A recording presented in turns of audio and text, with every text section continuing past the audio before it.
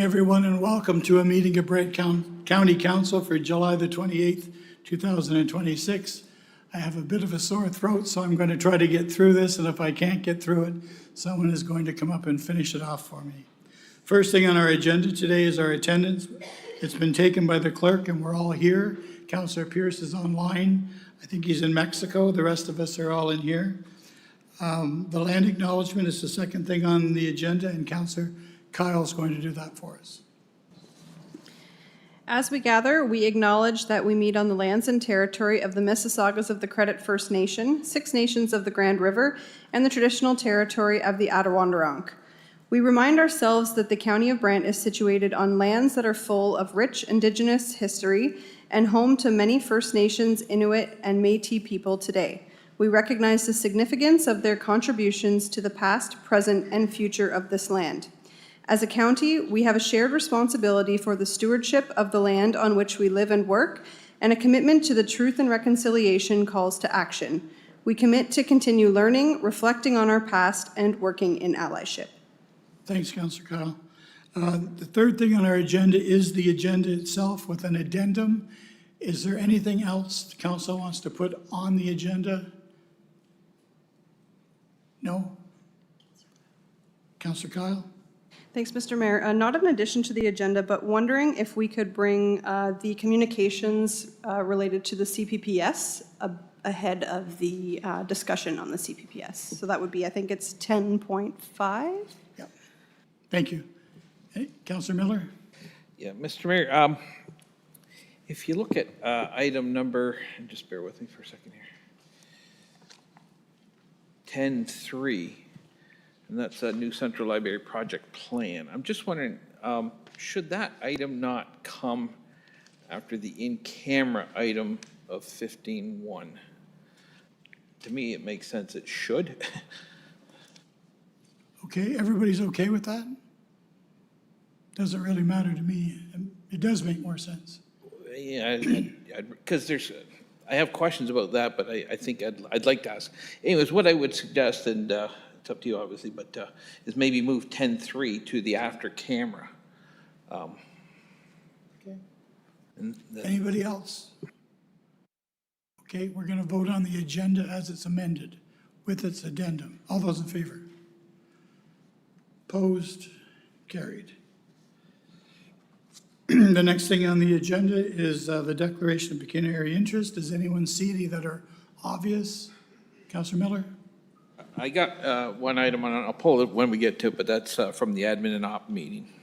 Okay.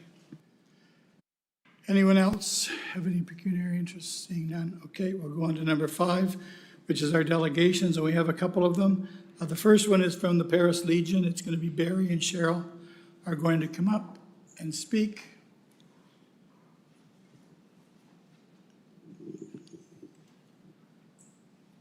And you have 10 minutes. And if you can just give us your full names, please, and we understand that you're representing the Paris Legion. You bet. My name is Barry Humphrey. I'm the president of Legion 21 in Paris.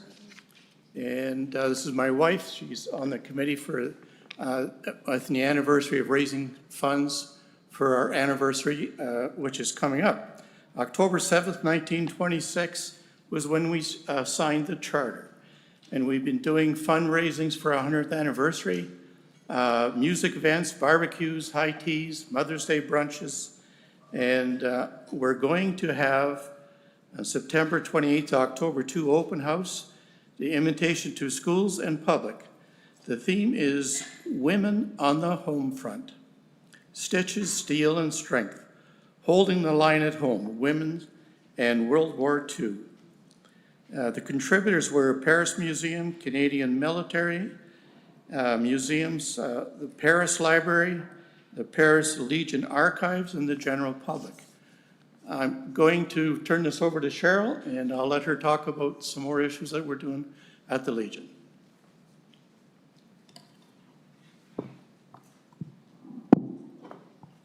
I'm shorter. I got to adjust. With the 100th anniversary, we've planned many fundraising events. We've done barbecues, Mother's Day brunch, we've done high tea, and we've worked very hard to raise funds. Some of these funds will be used to improve some of the facilities at the Legion, as well as help us with some celebrations. Our October open house is going to be an invite to schools and the open public. We'll have all kinds of displays out there indicating what the women in Paris, as well as in Ontario, what they did during the World War II. Many, many things of interest that everybody should come out and see. Part of our celebration also has been the Poppy Project, but I'm going to first show the picture. I think that you're going to have to. So this is a fiber art picture. It means it's all made of fabric. And we have a very talented lady who has donated 2 pictures to our Legion. The first one will find its permanent home there, but this one is a fundraising event. It's fiber, meaning that it's all fabric stitched down.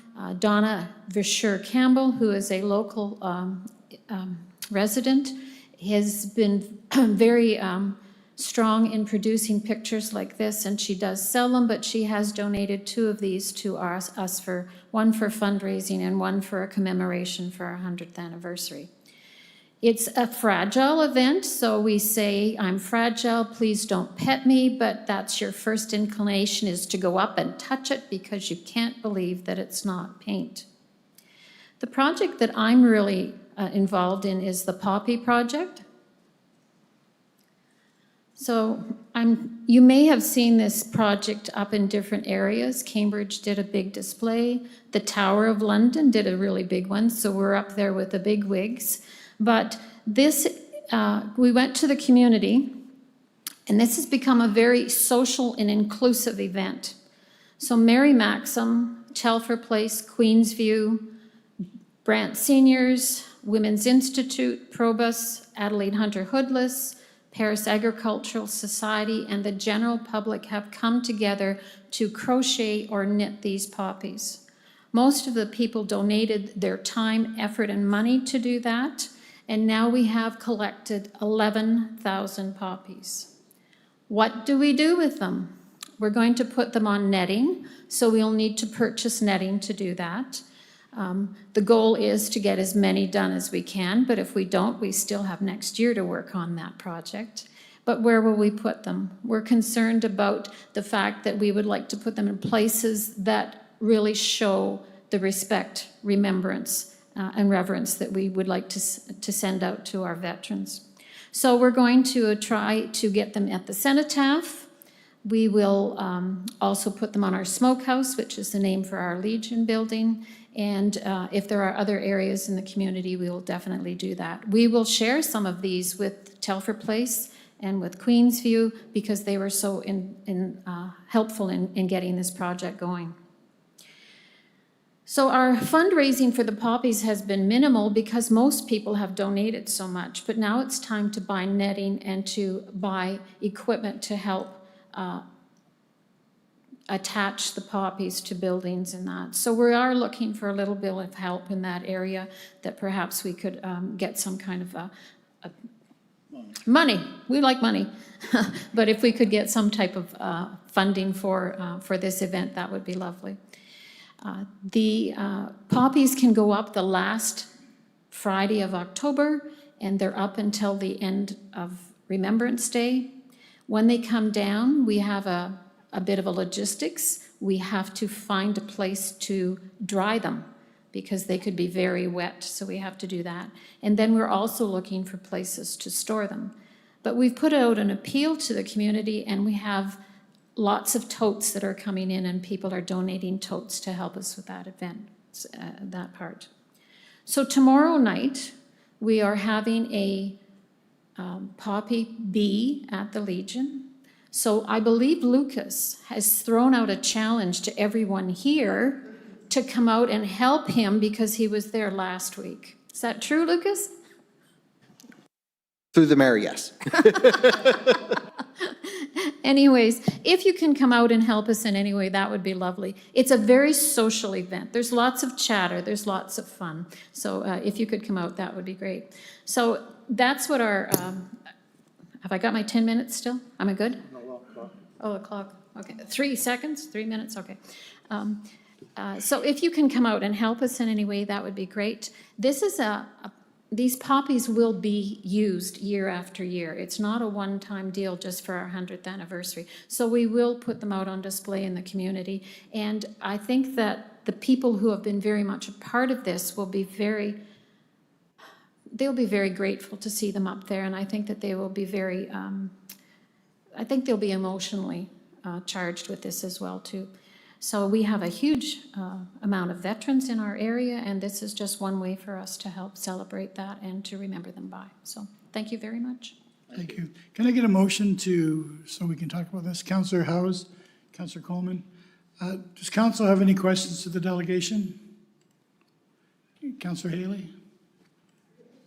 Yes, thank you for your presentation. I don't know if you're going to be including the Farmerettes. Yes. They have a film, and they were here speaking 2 times, I think, in Brent County, in Onondaga and then at Langford Schoolhouse. So They will be here. The Farmerettes were a group of young women who, if they had great marks at Christmas time, would not have to write exams in the spring, and they could go out and work on the farms. And so the Farmerettes are also having a display at the Paris Museum on September the 27th, so they will have information about that. And I have met women around here who are Farmerettes, so it's really interesting to see that. Any other questions? Okay, thank you for your delegation. Thank you. Thank you. Which is going to take us to, oh, I'm sorry, I need a motion to, motion to receive the delegation's information. All those in favor? Opposed? It's carried. Something went wrong there, but we'll catch up. Randy Mason, you're next. Come on up.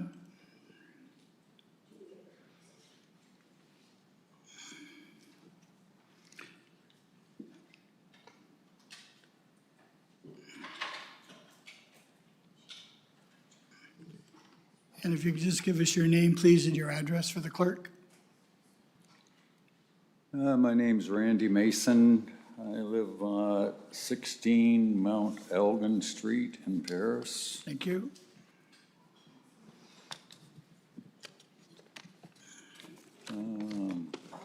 Never done one of these before. I was told I didn't need anything on paper or anything, but one thing that's been bothering me a little bit is the dog licensing regulations of Paris or Brant, in so much that we charge more for a license for an unfixed animal. And this increase in the charge is about 35% over a fixed animal. I'm wondering whether or not this is still necessary to do. Maybe 50 years ago when I was living over on the flats and everybody let their dog run free, it might have been a relatively good idea to have people pay a little bit more to, if they didn't have their animal fixed, in order to, I guess, control the pet population a little bit easier.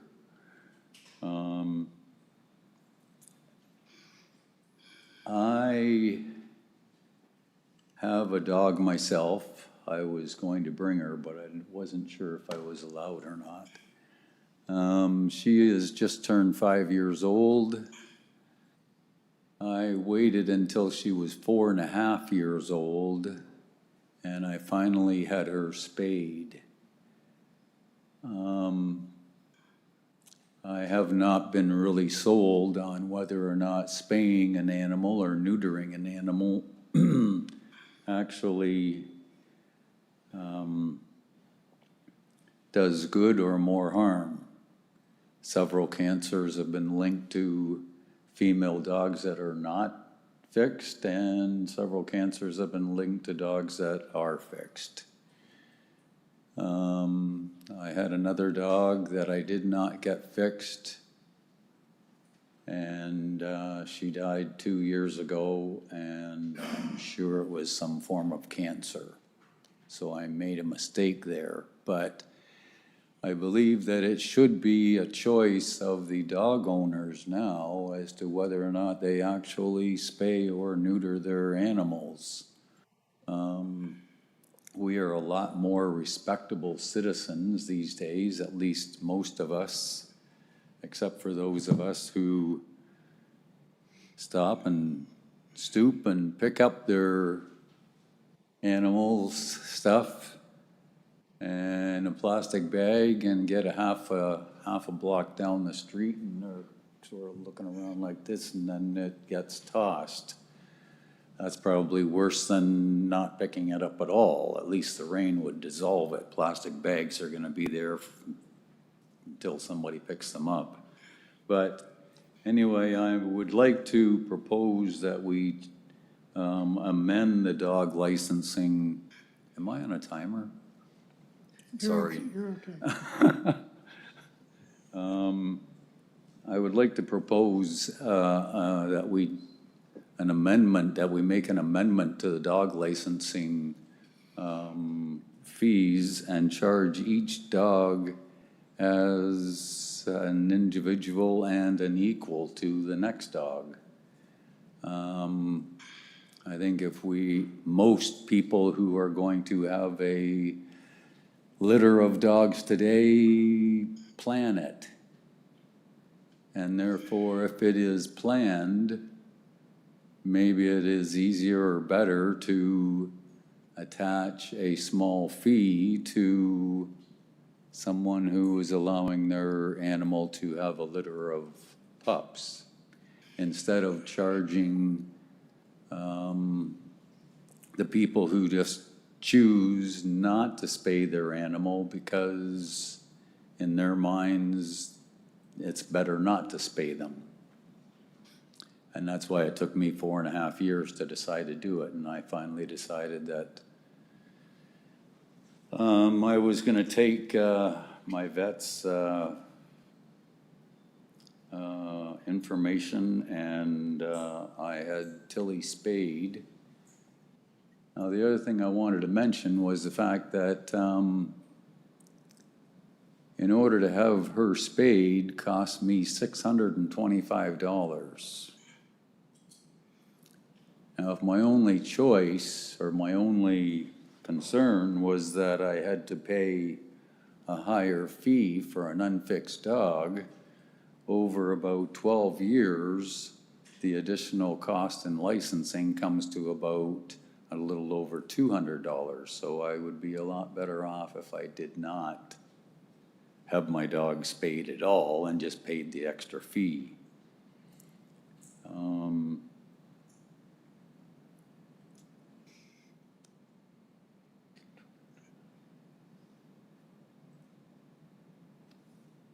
And I think that's all I have to say, just to have the council consider changing their fee schedules and maybe charge people who have a litter of puppies, have them pay a modest fee for having a litter of puppies, rather than charge the person who just chooses not to spay their animal. I thank you for your time. Oh, thank you, thank you. Can I get a mover, please, to get on the floor? Councillor Howes, seconder, please, Councillor McAlpine. Any comments or questions for the delegation? So tonight isn't the night that we would deal with that, but we can take it back and have it looked at and get a report. And if you can just sign the paper that's on the podium at the back, we'll keep you in the loop as to what discussion goes on after tonight. I have one more question. Absolutely. Not to offend anyone. Can you speak to the microphone so that Councillor Pierce Sorry, can hear you? not to offend anyone. But I've been a resident of Paris my whole life. I was born at the Willett Hospital, lived over in the Flats most of my life. My mom still lives out in the far end of Willow Street. I thought I was the only one that was dumb enough to crawl across that train bridge from underneath.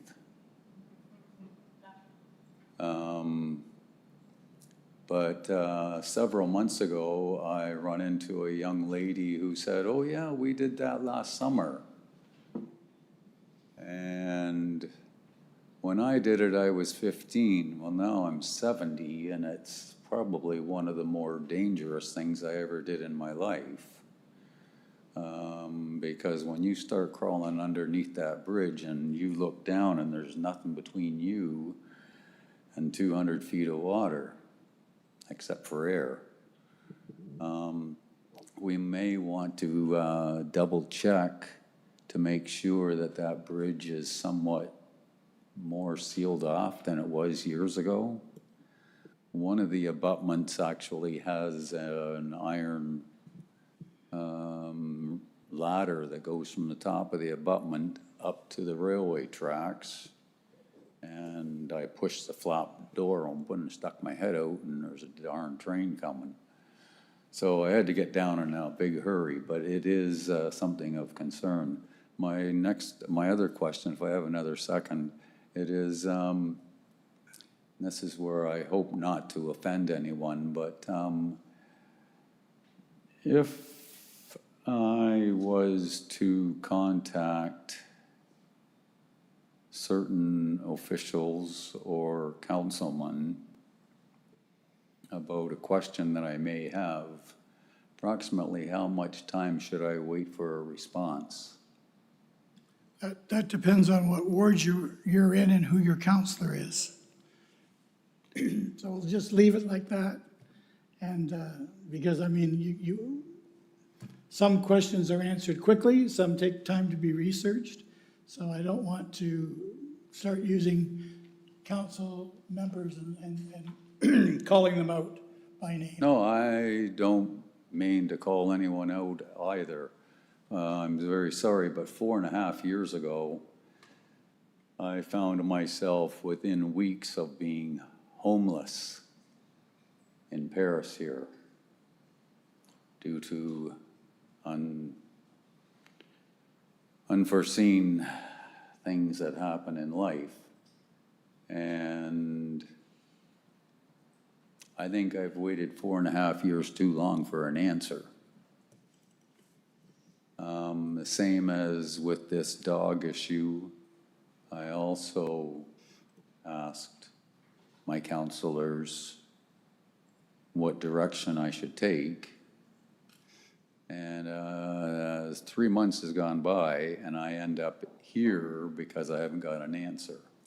Well, Is that normal we- procedure, no. or? No, it's not. We have our bylaw man here. He's listening to he's going to get back to you much sooner than 3 months. Oh, But we really do need your information at the back so that we have your email address and things like that. okay. I do thank you very, very much for allowing me to speak and listening. Thank you very much. Thanks, Randy. Okay, so we have it on the floor. There's no other questions. We're going to vote to receive as information, please. All those in favor? Opposed? Carried. Teresa and Denise, you're up next.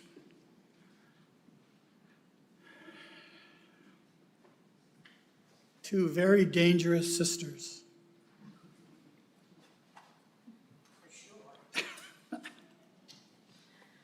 If you can just give us your full name, please. Teresa Manning, formerly of Paris, many years ago. Thank you. Denise? Yeah, wait. Denise Haggart, 61 Bradbury Crescent. Thank you. We're good now? You're good. Okay, good evening, Mr. Mayor, members of council, and guests. Is that loud enough for you? Yeah. My name is Teresa Manning. I was born and raised in the town of Paris, a place that will always hold a special place in my heart. My younger sister, Elisa, and I were both born at Willett Hospital, and Paris will always be home to our family. As the town continues to grow, I've noticed many new streets being named after families who helped build and shape our community. Having grown up on Banfield Street, I recognize many of those names, and it inspired me to make this heartfelt request. I respectfully ask council to consider naming a street Zell in honor of my parents, Michael and Mary Zell.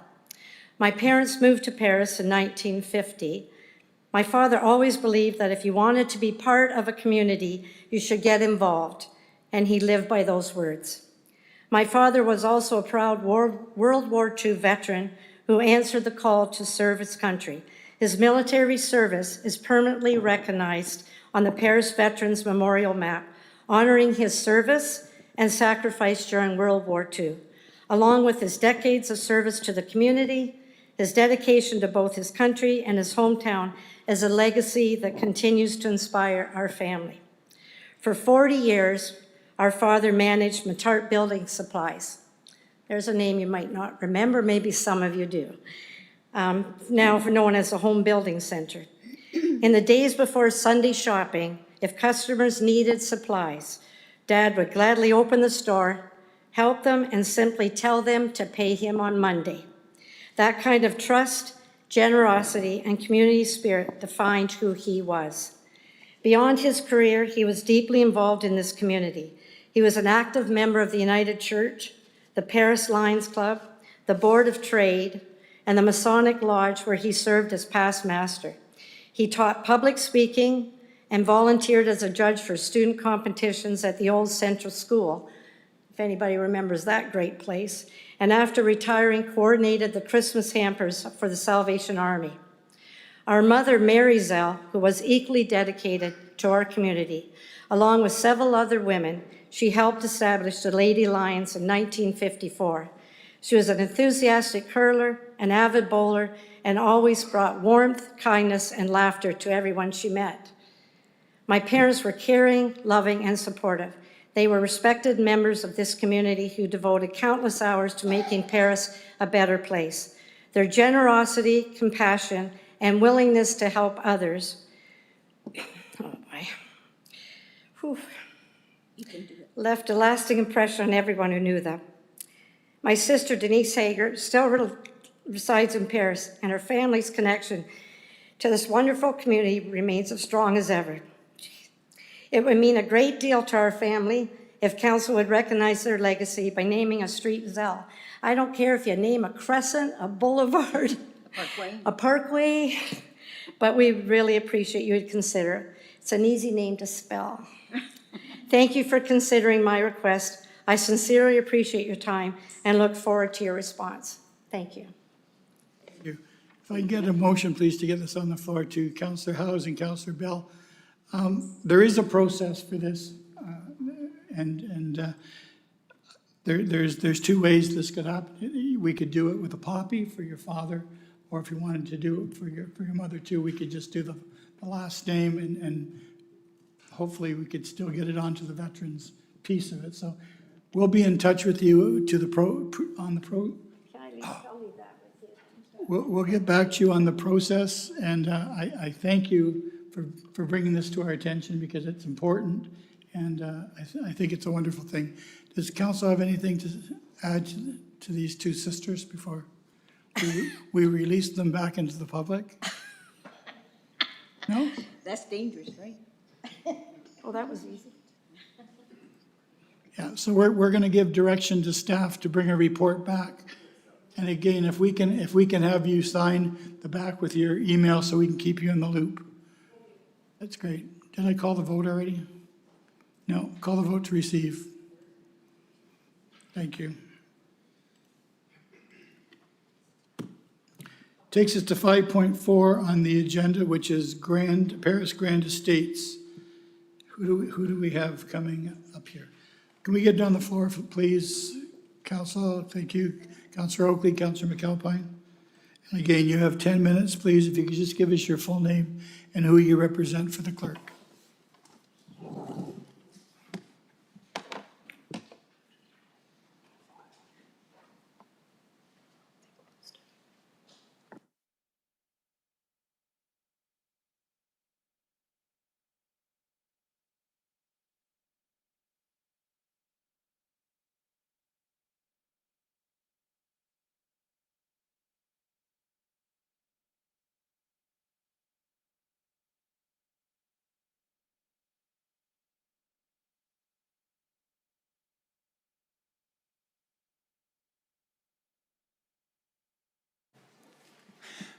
Good evening, Mayor Bailey and members of council. My name is Alex Lusty. I'm a lawyer at Davies Howe LLP, and I'm here tonight appearing for Paris Grand Estates Incorporated.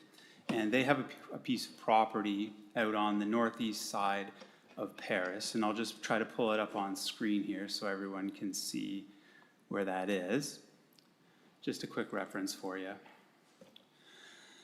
And the developer of the Paris Grand subdivision depicted on screen there. And I have one request tonight, and that's to please remove this subdivision from the CPP framework. Doing that will simplify the build-out of the subdivision and will not delay implementation of the new framework. So I'm going to explain why we're making that request. Fundamentally, the CPP framework is unclear when it comes to transition. What do I mean by that? Well, there's two contradictory ideas in the framework. The first concept is a discretionary transition for a limited period of time, and the second is a permissible transition until project completion, and I can't figure out which one applies. So the first concept is based on the wording of section 1.18.5, which makes it clear that the application of zoning bylaw 6116 may be relied on. That is no guarantee that past provisions will apply. It's just a possibility that they might. So if zoning bylaw 6116 applies, and you're lucky enough, it can apply until build out. But that's only if build out takes less than 5 years, because after that time, the transition provisions are somehow automatically removed from the bylaw, and you can't rely on them anymore. There's no guidance in the transition provisions about what to do if the CPP bylaw has new standards that frustrate a proposal. Oh, that can come down. So when you take that framework along with the comments from staff that they don't support excluding the subdivision, the concern is that the transition might not be available when it's needed. So that's one framework. The second is a concept based on section 119.3 of the bylaw and the response, later in the response we received on July 9th. And the July 9th response sums it up pretty well. It says, draft approved subdivisions may continue to rely on site-specific zoning and applicable provisions of former zoning bylaw 6116 until full build-out. The use of may rather than shall provides flexibility to use either existing standards or the new CPP standards where they may provide additional flexibility to a property owner. So under this framework, the past zoning applies till the subdivision is complete, but at best that just creates a contradiction. So like I said, it's impossible to know which one applies, and that's not a rational solution. And so a solution is needed to that, which is why I've prepared this alternative motion for you for number 10.1 on the agenda that will exclude the Paris Grand subdivision lands. That's what all the underlining does, and that's about it. So why this motion? Well, I'll tell you, it's because it conforms with the official plan, and the one in the agenda doesn't. So it might be said that these lands need to come into the CPP framework because the 2023 official plan, the new one, provides for that method of implementation. Let's look at that a little deeper. You've got to remember that this subdivision was made and approved under the 2012 official plan. And that's important because of what section 1.5 in part 1 of your official plan says. And it says, development applications submitted and deemed complete through a Planning Act application prior to provincial approval of this plan and subsequent development applications implementing such development applications, like this subdivision, shall be reviewed, and this is the key part, under the policies of the 2012 County of Brant official plan. So the current official plan is clear that it doesn't apply to these lands, right? And that means that passing the bylaw as is creates a compliance problem with section 24 of the Planning Act, because that section of the Planning Act requires your bylaws to conform with the official plan, and your official plan says don't apply the new official plan to this property. So that's one problem. The other is, the CPP regulation basically requires the same thing. It requires you to have an official plan that places these lands in a CPP area, and that's not happening. So if the CPP framework proceeds as proposed, to sum it up, is contrary to the new official plan, it's contrary to the Planning Act, and it's contrary to the CPP regulation. So let's just say that one of the concerns with what we're asking for is that it leads to a dual compliance scenario, and that's a resource issue, I get it. And basically what it requires is review under the old zoning bylaw and a review under the new CPP framework, and you've got to go through all of the numbers, and it takes a lot of time, and no one wants to do double the amount of work, and I get that.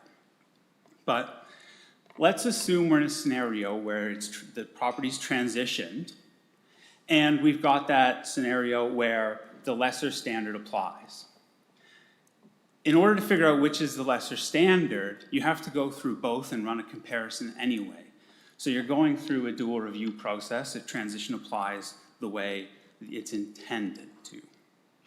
And that means more work and not less. And to be very clear, what we're proposing by removing the subdivision is to clean that up. You just apply the existing zoning under 6116 like it's meant to be applied in conformity with your official plan. So this subdivision process has been going on for about a decade. And these processes don't change on a dime. We're working through a phased build out of about 750 homes. Roads have been built. Municipal services have been constructed. And all of that is in reliance on the existing framework. That's what has been used so far. And though it may not be intended, what the CPP framework risks is destabilizing that prior approval framework. So to avoid complications, we're proposing a simple solution of removing the subdivision from the CPP framework. Doing so will ensure that, at least for this property, it conforms with the new official plan, doesn't contravene the Planning Act, and it doesn't contravene the CPP regulation under the Planning Act. So I'd suggest to you that under the current circumstances, the correct action is to remove these properties from the CPP framework. And that's why we prepared this alternative motion number 10.1. And there's a bunch of underlining. That's all the additional stuff. And what that does is take the Paris Grand lands out, nothing more. That's all it's supposed to do. So that's all I had intended to say this evening. Thank you. Thank you. Questions to the presenter? Councillor Miller, you're first. Yeah, thank you, Mr. Mayor. Through to the presenter. Just to be clear, yeah, you read staff's response, obviously. And there was, I guess, staying in it gives you flexibility, but you're saying you don't want that. Carve you out and you'll be happy. Is that fair? That's a great summary, yes. Okay. Then, Mr. Mayor, when we move to receive, maybe we can refer it to 10.1 as well. Any other questions? Okay, so we will make a motion to receive and send it to staff. Send it to staff, Councilor Miller. We don't have to send it to staff, Mr. Mayor. We just have to refer it to 10.1 when it comes up for discussion. All right. Any other questions? All those in favor? We're just sending it on. Thank you. 5.5 has been withdrawn. 5.6 has been withdrawn. 5.7 is Robert Hamilton, Mark Eddy, and who else? Just you? Two? Okay. We get a motion to get it on the floor, please, a mover, Councillor Coleman and Councillor Kyle. Thank you. And again, you have 10 minutes, please, if you can just give us your full name and your address, please, for the clerk. Mark Eddy, 47 Kitchen School Road. Thank you.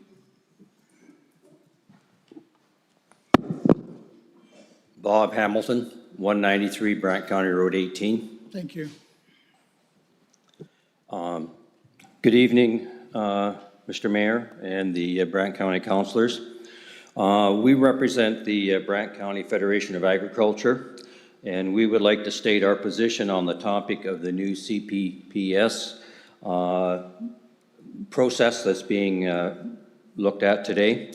A letter was circulated to all the councilors and the mayor 2 weeks ago on July the 17th, which, by the way, is not listed in the CPP correspondence in section 11 today, but everybody, I believe, received it. At the same time, we received a response from Brandon on the questions and the comments from the planning department and their position, and we thank you for that. But we still have some talking points that we want to make sure that the council is aware of, and concerns that we would like you to think about as you get ready to vote. Applying for the CPP countywide, we feel that the CPPS can work well in the settlement areas to help speed up the processes of the minor variances in the towns and villages where growth has been determined. Agricultural and rural designations are not a large growth area, but more a land preservation option to ensure society has enough land to grow the food for itself and for farms to be profitable as they grow and prosper throughout Brant County. This brings us up with one of our problems for agricultural land is the lack of agricultural knowledge and experience of the junior planners that have just graduated in the last couple of years and are still learning what their jobs are. These planners have authority, though, under the new CPPS to choose whether they wish to handle an application under Class 1 or Class 2, and that's looked after by the planning department, or if they wish to involve a Class 3, in which council would then have input on that situation or application. So these are just some things there from an experience perspective that we don't feel comfortable with. Another question we have is, why is Brant County the only municipality in Ontario to convert completely to the CPPS system when large cities and other counties have taken a more structured introduction to implementing the CPPS in a limited area to see how it works from time to time before going complete with the whole thing? We also would like to make sure that the planning department uses the Agricultural Advisory Committee as they can help these young planners if they are asked the options and comments on applications that concern agriculture. There has been limited number of meetings of the Agricultural Advisory Committee this past year. And how does planning work with the advisory committee for them to get ag input and still give the applicants a response within the 25-day framework that they're proposing? So meeting once every 4 months, or 3 months, pardon me, but getting back to individuals within less than a month means that input and that all that experience from the Ag Advisory may not be utilized to its fullest. We also have a concern about the notification of the CPPS applicants to neighbors. Notification of new developments will only be posted on the website during pre-consultation with the planning department. My question is, how many Brant County citizens look at that website weekly to determine if any building is going on near their homes or businesses? At least with the old system, anybody within 60 meters currently under the bylaw 6116 are aware of new developments in an area prior to the approval.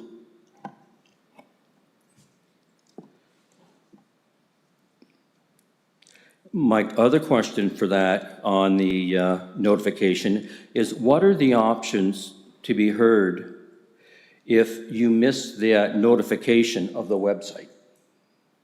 And do neighbors have any recourse to be heard after the fact of a decision being made? With that, is the same said for council when a Class 1 and 2 application has been approved? Do they have any recourse to check with planning if there are concerns? We at the Brant County Federation of Agriculture would like to see a phased-in CPPS system for agriculture and rural areas in the county.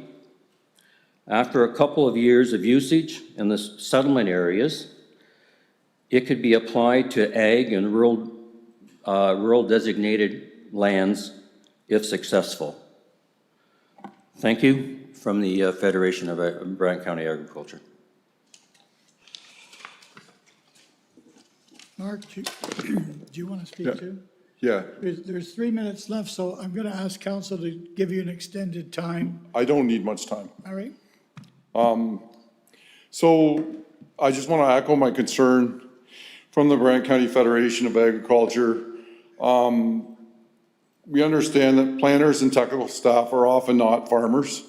They're not agricultural experts, which may be a weak point. Municipal staff turnover has been very high. The careful consideration of an Ag Advisory Committee input will be critical if you move forward with this. I just wanted to add that to what Bob said. Thank you. Council, questions for the delegation? Councilor Miller? Thank you, Mr. Mayor. Bob, I trust you're going to put in your resume to the planning department. help them out. That was a really good presentation. You had a lot of good information, but it sounds like what you're looking for is a carve out, not unlike what Paris Estates was looking for earlier for anything that's not a settlement area. Is that correct? For 2 years, give or take? Yes. And I think it has been put forward by the planning department. They're going to evaluate and try to make sure everybody's aware of how the system is working. We're just saying we'd like not to be in that part of it while it's being utilized throughout the town of Paris, Burford, St. George, or even some of the smaller villages where there's settlement areas that have already been designated and approved under the official plan. Okay, just want to be clear on that. Okay, thank you. Councilor Haley? Thank you for your presentation. Very well done. I spoke with the senior planner today about this, and I just need to understand appeals, because I understand if there's an application on agricultural land right now, and if we say no, you can go to the OLT, but I believe with the CPPS, you don't. So I think my question is more directed to the senior planner related to your question. Brandon? Through the mayor, so that is correct. Under this new system, the way that it will be structured is that amendments to the bylaw cannot be made within the first 5 years, and that cannot be appealed to the OLT. So if someone comes in with a request, as you've given an example, on agricultural land for a non-agricultural use, it would require an amendment to the bylaw, and no amendment can be made. That is not the process that is in place today. That can be appealed to the OLT under the current zoning bylaw. Councilor Haley? Just as a follow-up, I didn't know that information, but I find that a useful tool that it cannot be appealed if we say no, or if staff say no to development on agricultural land. At least somebody doesn't run to the OLT. That's something that I just learned today. So. Councilor Bell? Thank you, Mr. Mayor. Probably a question for Brandon related to this commentary. How many applications as a percentage of the total do we get from the agricultural area? Through the mayor, what I could do, I don't have that offhand. We do have that information. I can look that up and follow up during the CPPS conversation if that's all right. As a high-level percentage, I would say at least with consent consideration in it with C of A and minor variances is probably 50-50. And so that is, I guess, one thing maybe I would add here, and we can talk about this a bit more during the CPPS conversation, but when we first actually started this project, we did contemplate a pilot project, and the pilot project we were contemplating was the rural area. It's a bit of a lower hanging fruit. It's a bit simpler to apply some of those standards.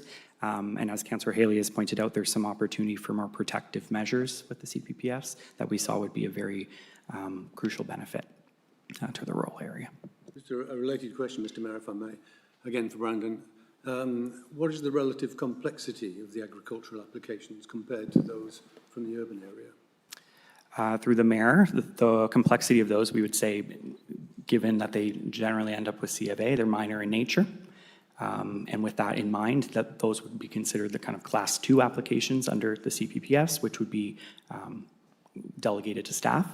But just a note on that, it's not an isolated staff member making a decision. It's the entire department division looking at things, and it goes through kind of a chain of command that way. We would also have the opportunity to have the agricultural input through the Agricultural Advisory Committee, and if need be down in the future, we could always budget for additional review for an agricultural specialist. So just to consider that those minor kind of applications would still have that fulsome review, and they wouldn't be decided upon in isolation, just to make that point. So just one very final comment, if I may. My understanding, having read the CPPS and having conversations with yourself, is that the system that we're proposing actually simplifies the approach that needs to be taken. Through the mayor, that is correct. It's new, so it seems confusing, but it is a simpler approach. Councillor Haley. Through you. So I just wonder if we're able to answer the delegation's questions about agricultural impact assessment and notification and timeframe consultation with Agricultural Advisory Committee. When could we answer those questions for them, being as we are voting on it tonight? Is that a question for the senior planner? Or? There's a letter in your communications that answers that. Okay. Yeah. And so then as a follow-up, do you feel that the letter has addressed your concerns? There were several comments made that were very nebulous, loose, and not specific. And it could have been, and I'm not sure that, and I could be wrong on this, that all the potential new bylaws under the CPPF has been created for all the situations, or are they still working on those? It's unclear because nothing was ever been provided that way. Okay, and just as a follow-up, because we need some of these answers because we vote tonight, so I don't know if there's any more response that we could get from the senior planner on this to help us with anything that's the gaps that the delegation has. There's going to be an opportunity later. Councillor Chambers? Mr. Mayor, I'm getting a little bit confused on the process here. We have a delegation that presents information, and it's important that we understand what the delegation is saying. But to start asking questions of staff and discussing the issue of the CCPS is a little bit beyond what we're supposed to be doing with regard to the delegation. You have a delegation standing there while councilors are asking staff questions, which I think is unfair to the delegation. So I would encourage my colleagues to not debate the issue of CCPS, but understand and ask questions of the presentation, and then when they're finished the presentation, then we can debate and discuss, ask questions on the CPPS. So just procedurally, I think it's confusing to start going beyond what the delegations are trying And to present. especially since it is on the agenda coming up shortly. So, anyway, we're done. We're going to vote for information. Councillor Miller? Make a motion to Yeah. receive and Go to, ahead. I would like to refer this one as well to 10.1. Thank you. All those in favor? Thank you. Thank you. Thank you.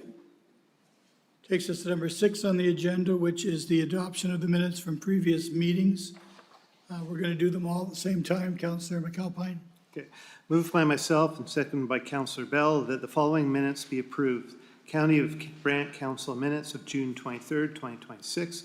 County of Brant Special Council minutes of July 6, 2026. County of Brant Special Council minutes of July 7th, 2026. County of Brant Special Council minutes of July 10th, 2026. All those in favor?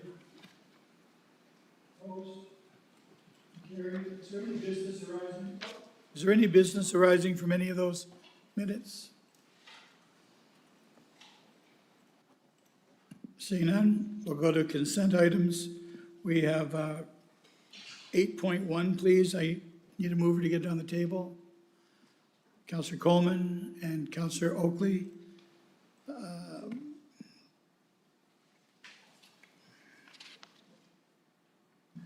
Everyone's clear on what it is, the bridge?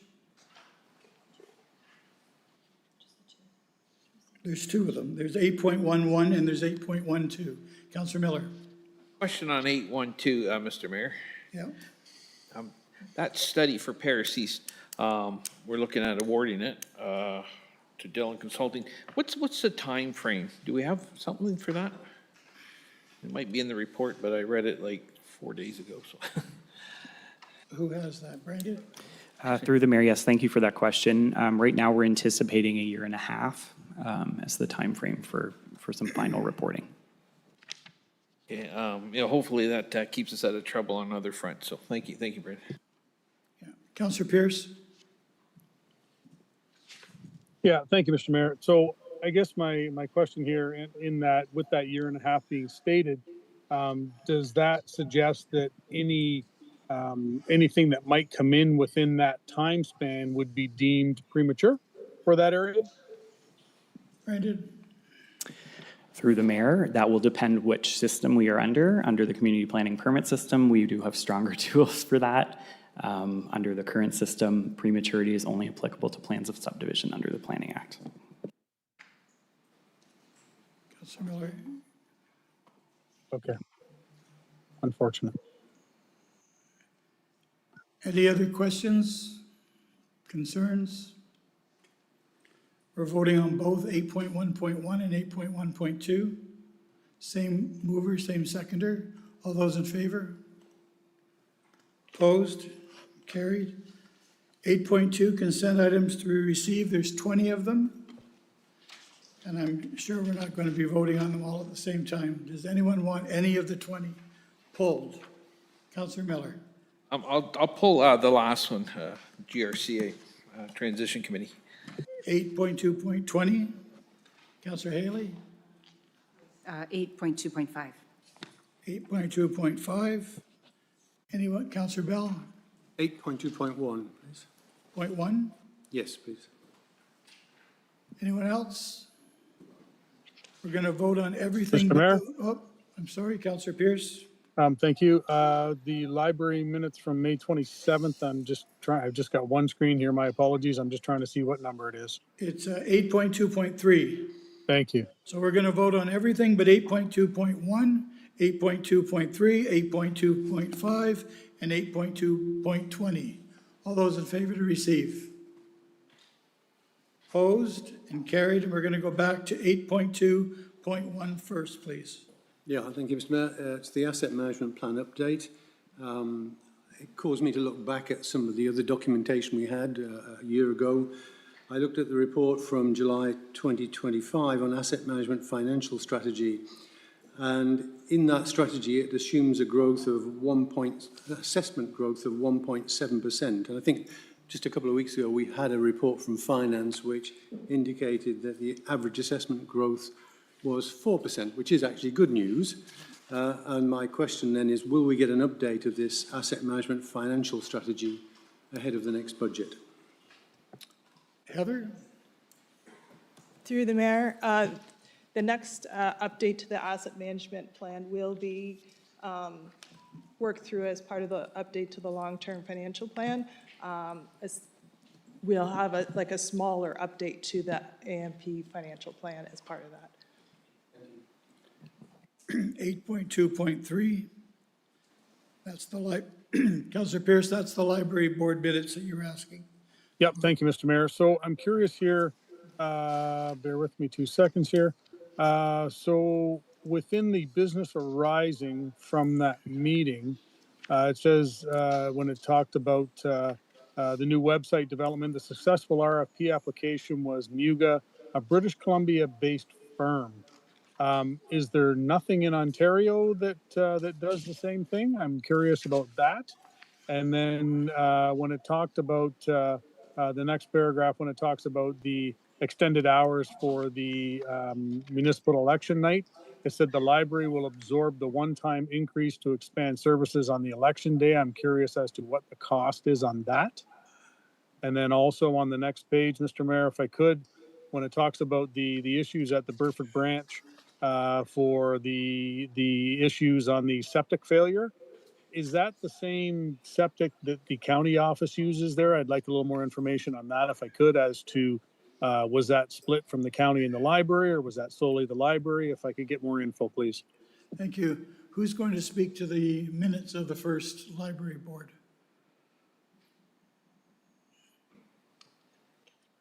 Kelly, do you want to come up? You have the answers for Councillor Pierce? Yep, come on up.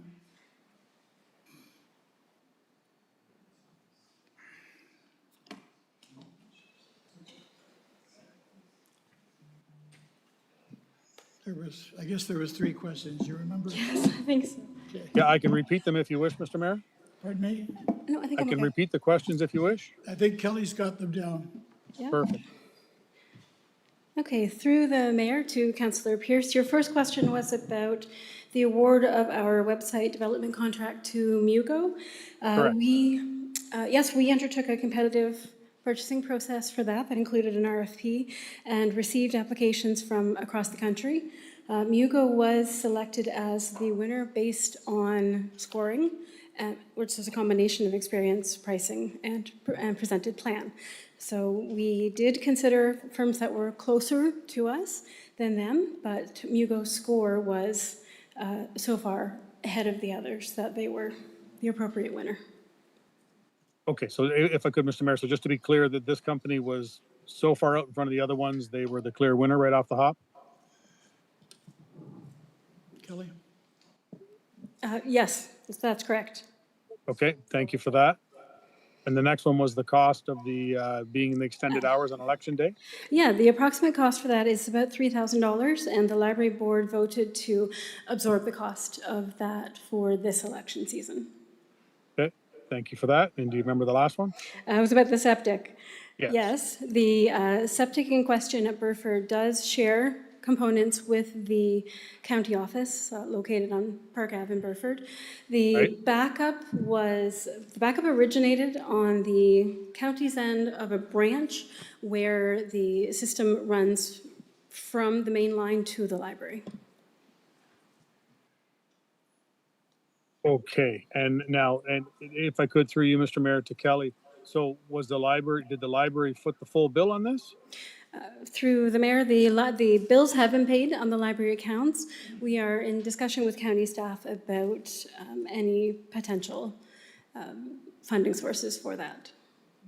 Okay, if I could, Mr. Mayor, I'd like to understand how those conversations work out, because if it's, yeah, I would just like a little bit more information as to, you know, if in fact this is on the library, or if it's split, or if it's on the county. I'd like more info if I could, please. Sure, through the mayor. I've been in conversations with Heather Boyd, unfortunately, who is not here tonight. Our understanding from the plumbers is that the blockage originated on the county's end and caused the backup into the library's section. Okay, I guess I can follow up with Heather on that through you, Mr. Mayor, because I would like to understand if in fact that is the case, then I think we should revisit the payment. We'll talk to Heather Boyd, and it'll be in the Friday file for you. Perfect. Thank you, Mr. Mayor. Yeah, thank you. Thank you, Kelly. Okay, Thanks, thank you. Kelly. 8.2.5, City of Brantford. That was Councillor Haley. Yes, thank you. I thought it was a very good report on a very important topic. I had two questions. How will the CPPS affect affordable housing supply? That's page 218. Page 219, they sort of refer to that. That was one question. Should I give you the second question as well? Sure. Okay. The CIP in Brantford, they use the CIP for affordable housing. And I wonder how Brant County might use the CIP to help with affordable housing. Those are my two questions. Who's going to speak to that?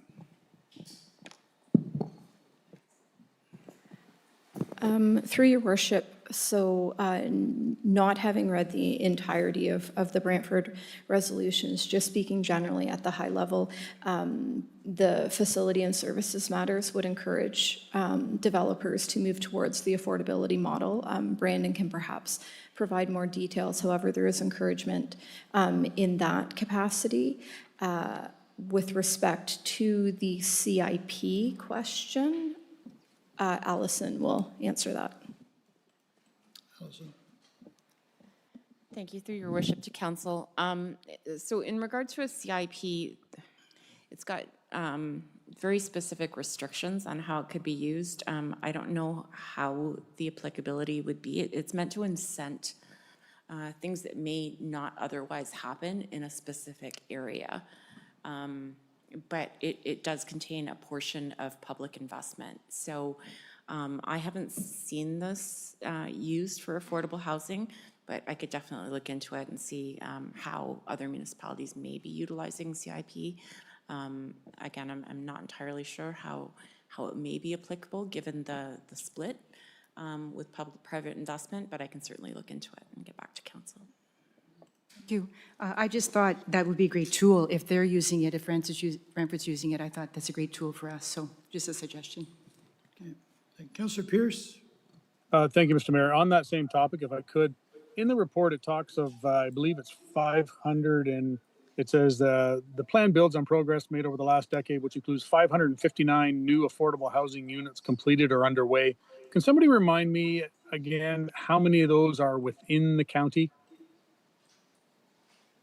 Approximately? Through your worship, to council, I don't have that number in front of me, but I can certainly get it to you. 49. Councillor Bell has that information. What is it? 49. 49, Councillor Pierce. 49. Okay. Yeah, I didn't think it was. Okay, thank you. Any other questions? Okay, we'll go back down to 8.2.20. Councillor Miller. Yeah, thank you, Mr. Mayor. I could have taken any one of the GRCA ones. Just a couple things I want to point out to council. One is that the transition lead for the transition committee is Samantha Lawson from GRCA.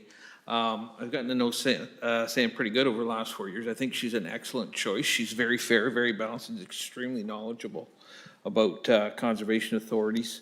The province was actually taking her advice when they were looking for advice on how to implement it. So I thought that was pretty good.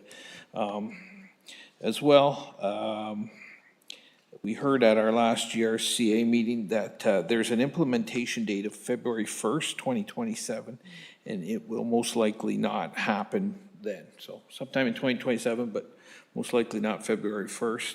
And then the last thing I want to say is, and we've seen it here in tonight's package, there's a GRCA draft budget. It's quite early. And there was a direction from the ministry that come out June 26th to have the budget timeline accelerated. So kudos to GRCA for getting that out, the draft budget. I will say it's very drafty based on the questions I had the other day, but that's why we're seeing it. So there's an accelerated timeline for the 2027 budget because of the transition, because of the election. Thank you. Any other questions? What we'll do is we'll call the vote on 8.2.1, 8.2.3, 8.2.5, and 8.2.20. Councillor Haley? Oh, I'm sorry, I was voting. Are you voting? Okay, all those in favor? Now you can vote again. There you go. Thank you. Takes us to 9.1 on the agenda, which is the first committee report. That's the Paramedic Services Committee report, and that's going to be Councillor Miller. Yeah, thank you, Mr. Mayor. Moved by myself, second by Councillor Pierce, that the Paramedic Services Committee meeting minutes and report of July 15th, 2026 be approved, noting that there is one recommendation. Thank you. Are there any questions for Councillor Miller on his report? Councillor Haley? Yes, on page 326, the 12-hour ambulance, what happens now if it's delayed until October? Councillor Miller? It is delayed till, it is coming out October. Okay. That's the schedule. What we've heard from the paramedic chief, Langeway, is that the system is running, it's running fine, but there are stressors in the evening shift, and as we see the population aging, as we see the population growing, we know that it is much needed. So keep in mind, this was a half ambulance that we're actually supposed to put on in 2025, got delayed till 2026, and now it's been delayed till October 1st, 2026. Thank you. Any other questions for Councillor Miller on his report? So now call the vote to receive the report. All those in favor? Thank you. 9.2, which is the Administration and Operations Committee report of July the 21st, and that's going to be Councillor Pierce. Yep, thank you, Mr. Mayor. Moved by myself, seconded by Councillor Howes, that the July 21st Administration and Operation Committee report be received, noting there's 17 recommendations. Any questions to Councillor Pierce on his report? Councillor Miller? Mr. Mayor, could we take out item 13 and vote on that separately? Take out 13? Item 13, yes. Okay. Yeah, Councillor Miller did call that at the meeting as well. Any other questions or concerns? We're going to vote on everything but 13. All those in favor? Opposed? Carried. And then Councillor Pierce, or Councillor Miller? Do you want? He's just has a conflict, Mr. Mayor. Just a conflict. Okay. Well, then we have to go back and do 13 too. We have to vote on 13 also. All those in favor? Correct. Sorry about that, Councillor Miller. I forgot that you had a conflict. Thank you, Mr. Mayor. Yep. 10.2 is Oxbow Road Brent School. Sorry? 10.1. 10.1. Oh, I'm sorry. Oh, 10.1. Okay, so this is where, do we want a break before we go into all of this, or are we all right? I'm the one with laryngitis. Everybody's okay to keep going? Okay, so we're at 10.1. 11 point, I'm sorry? 11.5. That's the one we moved up. 11.5. Everyone's okay with 11.5? Do you want to talk about it or just vote on it? Any conversation about 11.5? Councillor Oakley? Through you, Mr. Mayor, I'll just pull out of that the correspondence that we got from Six Nations of the Grand River Elected Council. We've already had this debate plenty around the table, and I've lost that debate, but just to highlight that the concerns over making our parking requirements too stringent and thus causing urban sprawl. Thank you. Okay, any other comments on 11.5? Seeing none, call the vote to receive. All those in favor? Sorry? Oh, we need it on the floor. Sorry, Councillor Oakley, need a seconder. Councillor Howes, thank you, and we voted, and it's unanimous. Okay, we're going to go back now to 10.1. Councillor Kyle. Sorry, Mr. Mayor, it was the correspondence about the CPPS. I think it was 11.4. There's 1, 2, 3, and 4, the letters that were related to CPPS. Okay. 11.4.1, 2, 3, and It's 11.5. It's 11.5? It is here. Through your worship, it's 11.5, but it's listed as subheadings as 11.5.1 through to 11.5.5. Okay, it's 11.4 in my package, but that's, as long as we've got that before the CPPS was all I was going for, because they're all the letters that are with respect to the CPPS discussion. Yeah. Oh. I think there's, everyone's package might be a little different tonight. No. Mine got very, Councillor Miller? There's an amended package, and I think you're not looking at the amended package. Yeah. That's right. Okay. So we're going to go back to 10.1? 10.1, Brandon, you're up. Can I get a mover to get on the floor, please? Councillor Bell and Councillor House.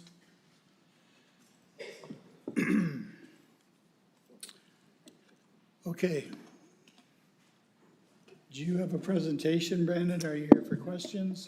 Through the mayor, I have no presentation. I'm happy to address some of the commentary and questions that have come up so far, but otherwise, if I can start with that. Okay. If council would like to ask specific It's on the stuff. floor, it has a seconder. Why don't you start with the questions that have been brought up tonight, and then we'll go back to council for our Perfect. questions. Thank you.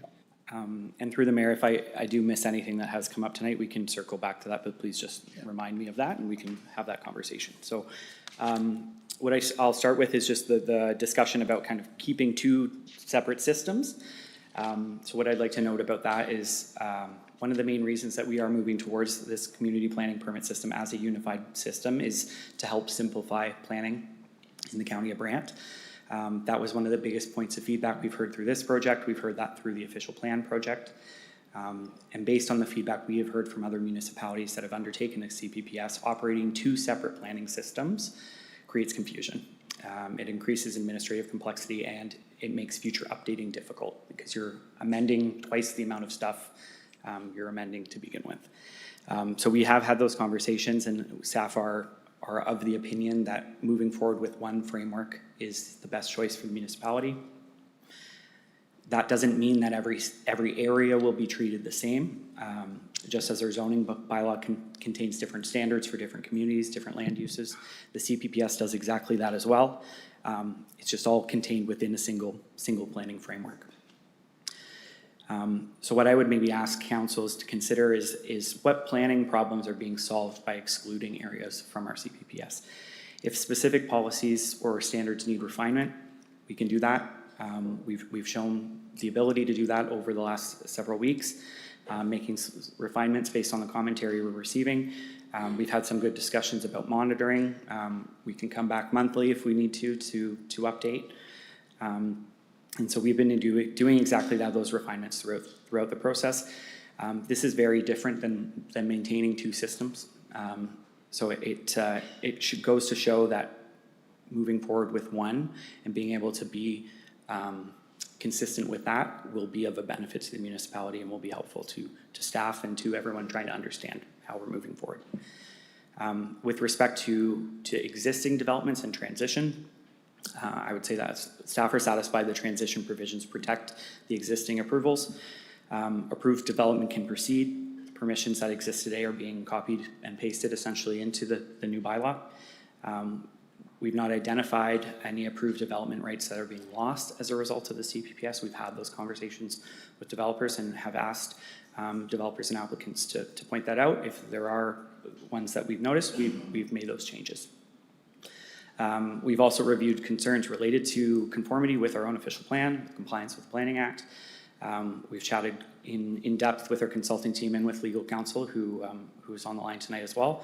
And we're satisfied that our CPPS will conform with the OP. It will be the main implementation tool of this official plan that you approved back in 2023. And it's been prepared in accordance with the Planning Act. So to that degree, we wouldn't recommend creating a site-specific exemption or continuing or moving forward with two separate frameworks. We continue to support a municipality-wide CPPS framework. And we're happy to have some more discussion on that context tonight. From the rural perspective, what I would say is the CPPS is good for rural Brant because it will provide more flexibility, some clearer rules, fewer planning applications for people, more certainty for farmers, for rural landowners. It will modernize how we administer planning, not just in urban areas, but also in rural areas, which I think is well deserved to be applied across the municipality. And as I mentioned, when this project first began, we had talked about a pilot approach to staff, and we had thought about starting with the rural areas. Rural areas often have fewer site-specific zoning provisions. They have fewer legacy developments. That makes them kind of well-suited for this streamlined approval approach. And when we did just look at our applications that are currently in the system, we're sitting at a split of about 60% of the applications being rural, 40% of them being urban, just so understand that. We've mentioned this a few times as well, but there's more predictability and local control, which I think is a very important thing across the county, but especially in the protection of agriculture. Third parties cannot seek amendments to change the rules to the bylaw if council does not wish to have that happen. That also creates consistency for landowners. They'll understand the rules that are applied today, and it puts us in charge of changing our own rules. So why do this now? What we're trying to do is bring multiple planning processes into one framework. What it will do is give property owners, farmers alike, more flexibility. It modernizes some outdated regulations. Parking has come up a couple times. It'll streamline our approval system. It provides up to 5 years of planning certainty without the amendments. So these aren't theoretical benefits. These are practical improvements that we've heard from other municipalities implementing the CPPS, and they're practical improvements that residents, farmers, business owners alike will experience when they interact with the system, when they come in and they apply for their planning applications. So what I would just say, I guess, is that council adopted the official plan in 2023. We set the foundation for this work. We've invested time and money into this. The research, the consultation, the technical analysis, and that investment doesn't mean that council has to approve this project per se, but what it does mean is that the recommendation before you is informed by that extensive amount of work. It's not being brought forward to you lightly. What we're proposing through the CPPS is to modernize our planning framework. It's something we hear probably daily, I would argue, in the county. And we've already established that policy direction through the official plan. The CPPS really is a tool that can help put that vision into action. And so with that, I would leave it, or I'll turn it back over to the mayor. I'm happy to address any specific comments or questions about it, but that's kind of my final pitch for the discussion. Thanks, Brandon. Councillor Chambers.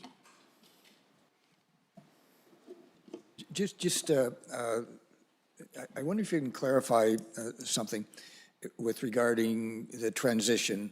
On one hand, we're saying that through the transition process, there will be flexibility and this kind of stuff, and being able to work with the applicants and that kind of stuff.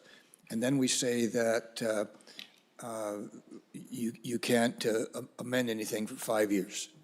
It seems contradictory and taking both sides. I wonder if you can just elaborate on that in terms of the prohibition for amendments of that kind of stuff, because we seem to be saying, yeah, we'll work with you, but you can't do anything. Explain that to me. Yes, through the mayor. What I would point out there is that when we look at flexibility, we're talking about administrative flexibility and legislative flexibility. So the CPPS is flexible in how it administers and approves development, how it kind of goes, people go through the system. There's flexibility in that. That doesn't mean that there's less certainty for them. Existing approvals are protected. If a decision has been made on a development, it's only fair to carry that over. We recognize that. That's clergy principle that's built into planning. So those rules will continue to apply. They're being kind of copied and pasted, as I said, into this new system. But the flexibility is really coming from the framework through which people are working, the process through which people are going. It's reducing the need for someone to come in for multiple applications, pay multiple fees to the municipality. It's not removing the established permissions. It's just making it easier for us to apply those and easier for residents to move forward with their projects through a system that already exists. If the parameters for approval are modified, which they are through the process, what you're telling me is the process going through that, there'll be flexibility, but the modifications that are made are not going to be flexible. Is that what you're saying? The modifications. To the point where you won't be able to appeal them? So through the mayor, to that degree, it will depend on the instance and the situation. The way that we've built the community planning permit system is that the topics that we've heard the most about, that we want the most finite decisions being made on with no kind of opportunity to adjust them, we've built that into the system with respect to the amendments. For someone to come in within the framework as it is and work within that, the flexibility is there. So there's two kind of like high-level bumpers that we've put up to say, okay, the official plan sets the standard here. You have to kind of fall within that, but everyone that falls within that has the flexibility. If I might just continue the discussion. You know and I know that there have been times when people have come forward and say, well, when did that change? This guy did that, and how come I can't? Those are the modifications that, the parameters, I call them, that you're telling me that aren't going to be that flexible. And I'm just cautioning that there's going to be people coming forward that did not know the changes that are being made, and I don't know them all either. And they will be confronted with new parameters which they're not used to, and that may cause problems, and there may be situations where flexibility may be amenable to be gotten through the political process rather than the technical planning process. Can you comment on that? Yes, so through the mayor, what we've done is we've built in many opportunities in the bylaw for people to have further discussions with respect to their application. So someone can always bump up an application to council for a decision. That is an opportunity. I would say that, I guess, distinguishing between the flexibility and kind of the uncertainty, what we're trying to do with this bylaw, there's development standards within the bylaw, and all of the development standards we're proposing through the CPPS, we did a large analysis of those comparative to the current zoning bylaw, and all of those development standards, none of them are becoming more restrictive in the sense that we get applications. So if we have a common application that comes in, of people asking for relief, we've done that analysis and we've looked at the bylaw, and those standards are now being changed to match the relief that's being asked. So in that sense, we're improving the standards that were in the zoning bylaw, knowing that people are already asking for those changes. It's certain things around like uses, where they can and can't be put.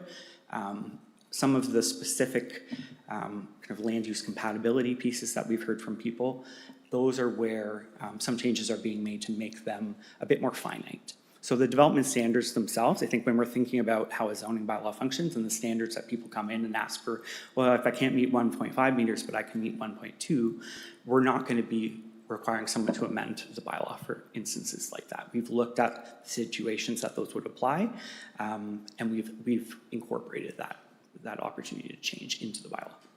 So Again, in terms of flexibility, a lot of bylaw applications are for amendments to the bylaw, which in and of themselves are asking for relief from the parameters, I call them. And if there's inflexibility from the staff perspective on the parameters, then the applications will obviously be refused if there's no flexibility. That's the purpose of a application, to modify the zoning or the parameters in order to do what maybe people want to do. So there has to be some flexibility involved with that, or there's no sense applying, just it's black and white. So I'm concerned that it's going to be black and white and not gray in some areas that make sense. And that's a concern I have. The other thing that you didn't comment on is this prohibition for amendments. Can you just explain to me how that is can be carried out, and what is prohibited and what isn't? Through the mayor too, if I could just return to the, your first comment about amendments as well. I just want to make one thing clear. So when we think about zoning, flexibility is often achieved through amending the zoning bylaw.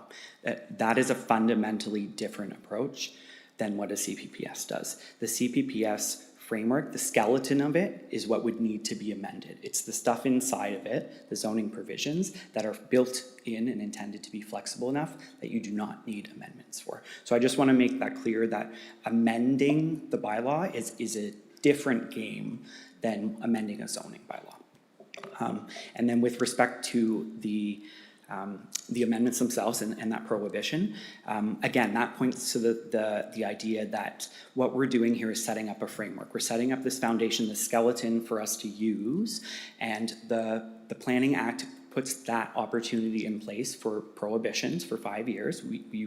Council can waive that for individual applications. They can waive it for the whole time. That is up to council. That will always be in council's opportunity for council. But what the province, or what I believe the intent of that is to provide that certainty and that stability in your framework to be able to get it up and running, start it, see what works, change it yourself, without having the individual applications kind of chip away at it. And why would that be bad for being chipped away at if it's not right in the first place? How are we to know and gauge what people want, I guess is... Yep, and through the mayor, so what we would do is we would set up a process specifically for that. It may look similar to the zoning bylaw amendment process, but we would have that pre-consultation. If someone's interested in amending the bylaw, they would have to come have a conversation with staff. That conversation, we would gauge what needs to be changed. If it's an amendment that staff can support, that may be something that's automatically included in our monitoring reports that come forward every month or every 2 months. It may be something we're already thinking about. If it's fundamentally something that staff are not willing to support, that's a different conversation. The idea there would be that if it doesn't meet the objectives or conform with our official plan, those are the types of things that we are not allowing amendments for. The other stuff, more than willing to do that. It's just that the municipality retains the control of how we do that and when we do that. I'll stop ragging the puck here and let somebody else talk. Councillor Oakley, you're next. Through you, Mr. Mayor, to Brandon. Sorry, now I have to pull it back up. My apologies. So I was just curious about two things here. One would be in section 3.1.9. Natural heritage system boundary can be modified up to 450 square meters as part of a class 2 variation. Is there any tracking tool that say it's an individual property, quite large, multiple applications come through over time, chipping away at that 450 meters at a time, and avoiding the class 3 as a result? That would be my first question.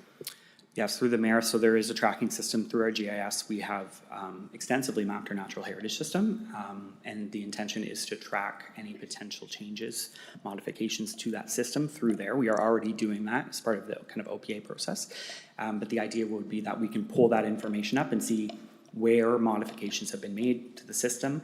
If we are still tracking, like when we first adopted our official plan, do we have the same amount of natural heritage? Has it gone down? Have we been compensated for that amount? So there is a tracking, a way that we will be tracking that and ensuring that people aren't kind of chipping away at the system.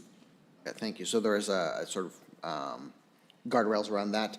And then the other question that I have that I got from constituent here, just so we've talked about coming back in terms of revisiting the bylaw after implementation, after set frames of time. What's sort of baked into the resolution this evening, if anything, in terms of when staff are required to come back with updates for this? Through the mayor, so what we have done is we put a general clause in, the final clause in the recommendation about monitoring and implementation. We had originally proposed to come back within 6 months, but we've heard differently from council and from the public. So what we are proposing to do with considering the election, is to provide updates monthly, whether that be at a council meeting, whether that be through Friday File and project updates online. We'll find a way to communicate that at least monthly, and then we'll come back with whatever changes are needed to the bylaw when we recognize they're needed. So September is our next council meeting. You very well could see changes on the bylaw if things are adopted tonight. Thank you. Councillor Bell. Mr. Mayor, I have three questions. First one is a follow-up from the earlier conversation about the split between rural and urban applications, which you've now confirmed to be 60% rural, 40% urban. If you weighted them by complexity, how much of your staff time is taken up by rural versus urban? I'm saying that because my guess is the urban applications are complex, larger, typically the ones we see in council rather than things that you would see on your desk. And through the mayor, I don't know if Jeremy maybe has some comments on that, but I would tend to agree with that. The urban ones take up a bit more time, but I'll ask Jeremy to jump in with some comments on the applications. Through the mayor to councillor. Yeah, I would say our urban applications do take more of our staff time, especially if you're looking at a subdivision mix with a zone change, et cetera, and reviewing draft plans and draft plan conditions and drawings, site plans, et cetera, do take a lot more on an urban scale. I would say day-to-day dealing with the rural stuff goes a little quicker, but it is through staff that we deal with them. They're just handled quicker because they are simpler processes to deal with, and I can easily give staff direction on the rural ones and they can move forward. We do try to keep it simple in the rural area to make agriculture move forward in a simpler process because it doesn't need to be as complex sometimes. Okay, thank you. My second question relates to FSM.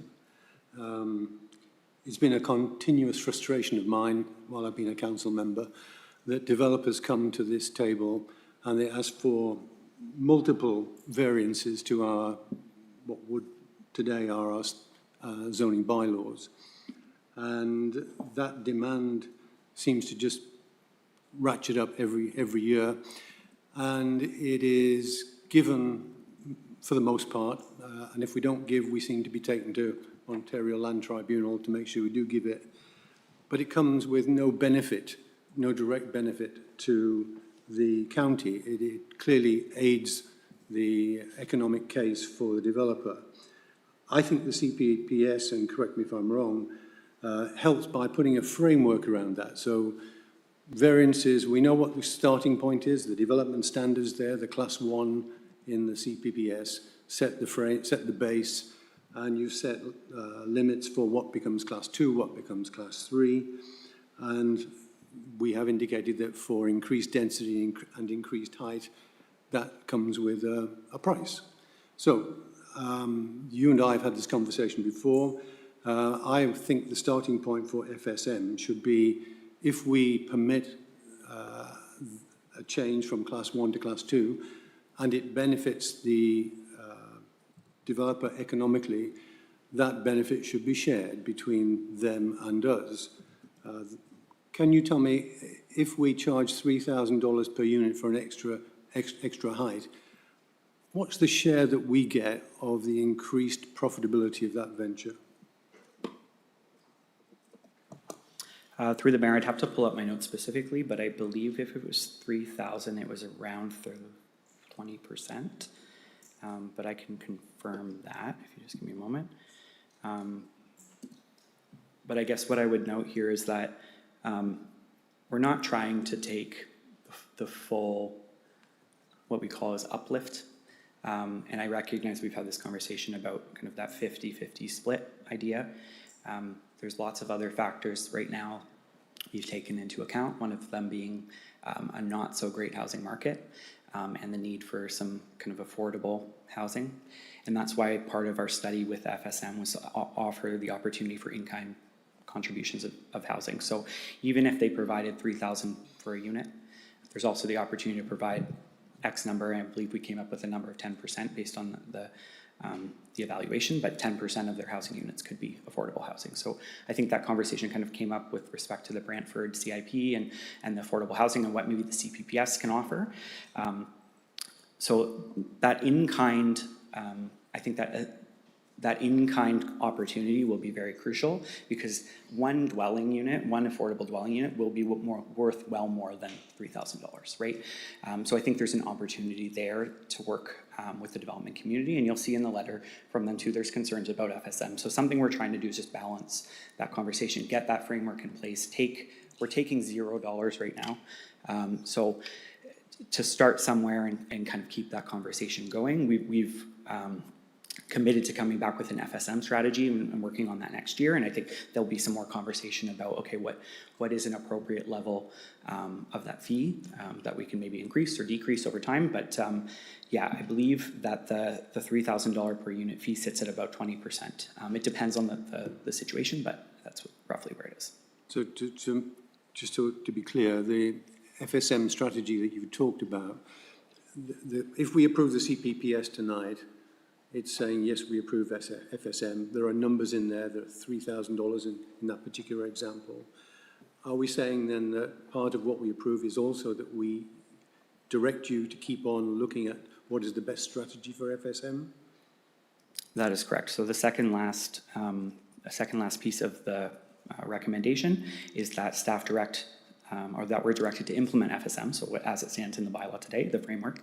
And what we would do is further consider a long-term strategy for FSM to inform future budget and capital planning discussions. And how, if we wanted to change it, how would we change it? To change FSM itself, you mean? So we can make amendments to our own bylaw. That would be the process through which we would do that. Thank you. Final question, a very brief one. If I understood your response to the Six Nations regarding parking that Councillor Oakley mentioned, do I understand correctly that the CPPS does not consider visitor parking anymore? Through the mayor, it does require visitor parking still. Just what we have done is, instead of requiring it above and beyond the way that the zoning bylaw approaches it now, it's considered within the overall parking framework. So when we say 2 exterior spaces per unit, one of those hypothetically could be a visitor parking space. If it's in a driveway, it's kind of visitor parking, but we would look at the total calculation for that development, and we would apply the 2 spaces per unit on their site, and then the additional parking for the visitors. Will that result in fewer parking spaces? Let me take any development around, take the Nith Peninsula as an example. Will that result in fewer parking spaces? Through the mayor, no. It will.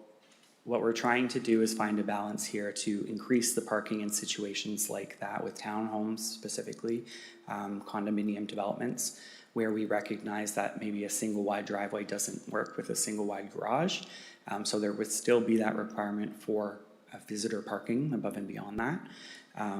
But in situations where, say, the garage is double wide or the driveway is double wide, it just adds that opportunity for flexibility, because as expressed in the letter with Six Nations, parking takes up space, and we need to be considerate of that as well. But we recognize public transit not widely available here, so the offset for transportation demand management with respect to cars, more people have cars. So we're trying to find a balance with a realistic approach there. Thank you. Councillor Haley. Through you. I just wanted to follow up. I know that there was a response from staff to the Brant Federation of Agriculture, but that was before they came tonight, so they received a set of answers, and they still came and they still asked they still had concerns about the agricultural impact assessment. They had concerns about notification, about it often only being on the website. And is that adequate notification? Are people in the country that are farming, rural people, anybody, are they watching the website for the notification? And then the frequency of the agriculture advisory meetings and whether that's adequate for the review of the, so I wonder, I know that staff answered their questions earlier, but they came tonight again and asked the same questions. So it leads me to believe that they still aren't convinced. And I don't know who has an answer for that. That's why I was asking the delegation. I know that staff has replied, but I don't know if you can speak to their further questions tonight. Yeah, through the mayor, I'm happy to speak. I can speak to those 3 points specifically, the AIAs and the Ag Advisory. So with respect to agricultural impact assessments, or AIAs, they will be required, and they're required under official plan as a required study in many areas, notably outside of our settlement areas. We have a working terms of reference from the province of Ontario that they've provided to municipalities to use. We intend to use that, and we'd also get some of that information peer reviewed by experts. We have that opportunity. We do the same thing with natural heritage reviews.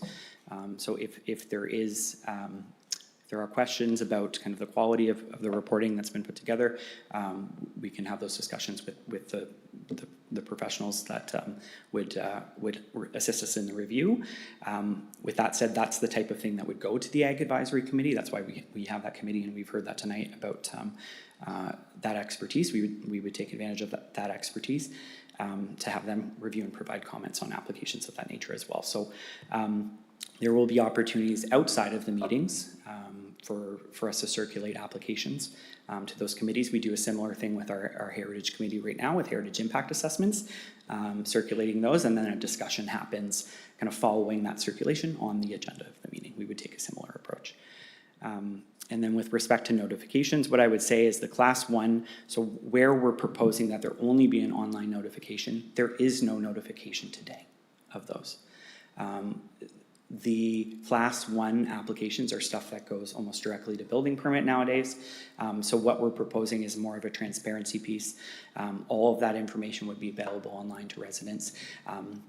It admittedly is something they will need to seek out, but we've also talked internally about opportunities for mailing lists, email lists, those types of things, recognizing that not everyone has internet access or reliable internet access. So what we're doing is kind of two pieces there. We're improving the access to the information that is already coming in, and then we're going to provide other opportunities for input through that system. The Class 2 permits themselves, you'll see that there's an on-site signage that's proposed, and there's always the opportunity to bump the requirements up for notification, and that can be a discussion we have with the applicant depending on the application, but what we need is the starting point, and that starting point is the kind of, for Class 2 is the dual notification, so one online and the site, the sign on site as well.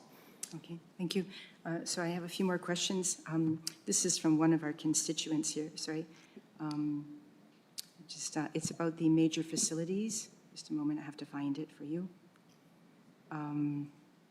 Sorry, just a moment here. Sorry. Okay. So you have the National CN area, northwest of downtown Paris, was formerly unzoned. Now it's zoned major facility, okay? And then you have major facility includes, pipelines, oil and gas pipelines, energy general facilities, data centers, airports, rail facilities. So if Brant retains the airport lands, if we don't annex it, does that mean that these lands are vulnerable to a data center being developed? That's a question coming from a constituent. Through the mayor,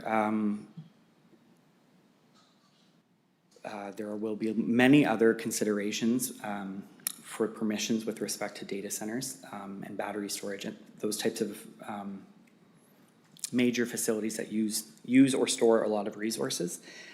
What we have put into the bylaw specifically is wording around those types of uses, even though they're included in major facilities, that's what they're considered, is that we're limiting the size and scale of them to very minor so that we can have the conversation about these major ones we're seeing in the news come forward. They would essentially be prohibited and require an amendment to the bylaw. So we don't know enough information about those things. I don't want to comment per se specifically on that property, but commenting on that use, we don't know enough about them yet, and so our safe bet right now is, our planning opinion is a prohibition, so that we can have the trigger for an assessment for a review, and then that information can come forward to council to make a decision. Thank you. So battery storage has come forward to us, and it is a major facility, and so how would the CPPS deal with battery storage proposal? So through the mayor, depending on the zone that it is proposed in and the permitted uses, the major facility where it is permitted we would assess that. But if it is not a permitted use in that zone, it would require an amendment to the bylaw. Okay. And then I had another question from a constituent. Can staff assure council that the county has the governance, staffing, monitoring, enforcement, reporting, and corporate risk management systems necessary to implement and administer the CPPS effectively over the long term? Through the mayor, yes, that is one of the key objectives that we have of this system. As with any new system, there will be consistent monitoring over time. We'll be presenting that information to council. We'll look at what the issues end up being. We'll iron those out, have those discussions with people. But yes, I would. That's one of the key foundational pieces of making a large change like this. And finally, just to clarify, this reduces the risk of an application going to the OLT, is that correct? Through the mayor, in the context of not being able to make amendments to the bylaw for 5 years, yes, it does. Okay, thank you. Councillor Kyle. Thanks, Mr. Mayor. Through you to staff, Brandon, a couple of questions. So we had a delegation earlier tonight that had concerns about essentially a pre-approved application. So can you just reiterate what the process is for any sort of these subdivision applications that are already in progress? They've been approved. There may be an OLT decision that's tied to them. Can you just clarify very clearly what happens with those ones? Through the mayor, yes. So those applications that have already, a decision has already been rendered on them to some form, would simply just go through the old process, but carried over into the new framework. So we're deleting our zoning bylaw, we're deleting our site plan bylaw, that's the intent of this. We're creating a new development processing framework for the county, but what we have done as part of our transition is copied the stuff that has gone through already and pasted it into the new system so that we don't have to sit there and read two separate frameworks with two separate kind of interpretations. It will essentially be those two frameworks, but in one spot. Okay, and then a follow-up to that through the mayor. So something that kind of seems to be the theme from lots of the questions from around the table here, but even from the delegations, just they kind of center around uncertainty. It's a new system, it's new to us. So could you very specifically outline how staff will know that it's working as intended, and therefore how will council know that it's working? And kind of as a follow-up to that, how quickly, if there is something that comes up, what's that threshold for bringing it back right away? What's the timeline for how quickly we could change something if we needed to? So just trying to kind of gauge, you know, it's a new process to all of us, and if we were to go ahead with it, how quickly can we make those changes and tweak them, and how will we know if there is a problem? So through the mayor, what we are doing here with the new system is we will have a monitoring system. We're going to be creating a dashboard that will be available internally during August, but the idea is come September, provided everything goes well with the bylaw, that we will make that available to anyone to look at. So what that would do is have our kind of key performance indicators. I'll throw that out there, but we'll be looking at how many transition files are left, how much natural heritage system is being refined, how long is an application taking from inquiry all the way to build out. So those will be our high level indicators, and everyone will be able to kind of follow along and see that. We'll also post like the information about where that threshold is to know that it's not working. I think admittedly we need to kind of dive into the implementation of the bylaw to understand that a bit more, but that's our intention for the next month. So what I would say to that is kind of stay tuned for some of that extra information. There's been provided some information in the reporting just about implementation and monitoring, but if there are other ideas about that, we can take those back We can come forward at any point. Council holds regular meetings, council holds special meetings.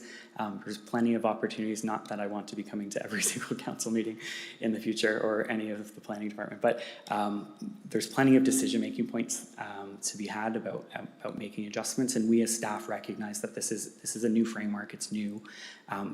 There will need to be very clear communication about that in regular reporting. So again, I wouldn't be surprised if you see a report in September just on that implementation, provided everything goes tonight, what that looks like in the next steps. Okay, and last question through the mayor to you, Brandon, to kind of put you a little bit on the spot maybe, but is there anything that staff still have concerns about as far as the implementation? Through the mayor, what I would say is my concern right now is that we haven't had the chance to test, like, we aren't getting the chance to test this out further than it just being in a testing phase. We're at the point where we're confident in the framework that's been established. The best way to move this forward and be further confident in it is to apply it.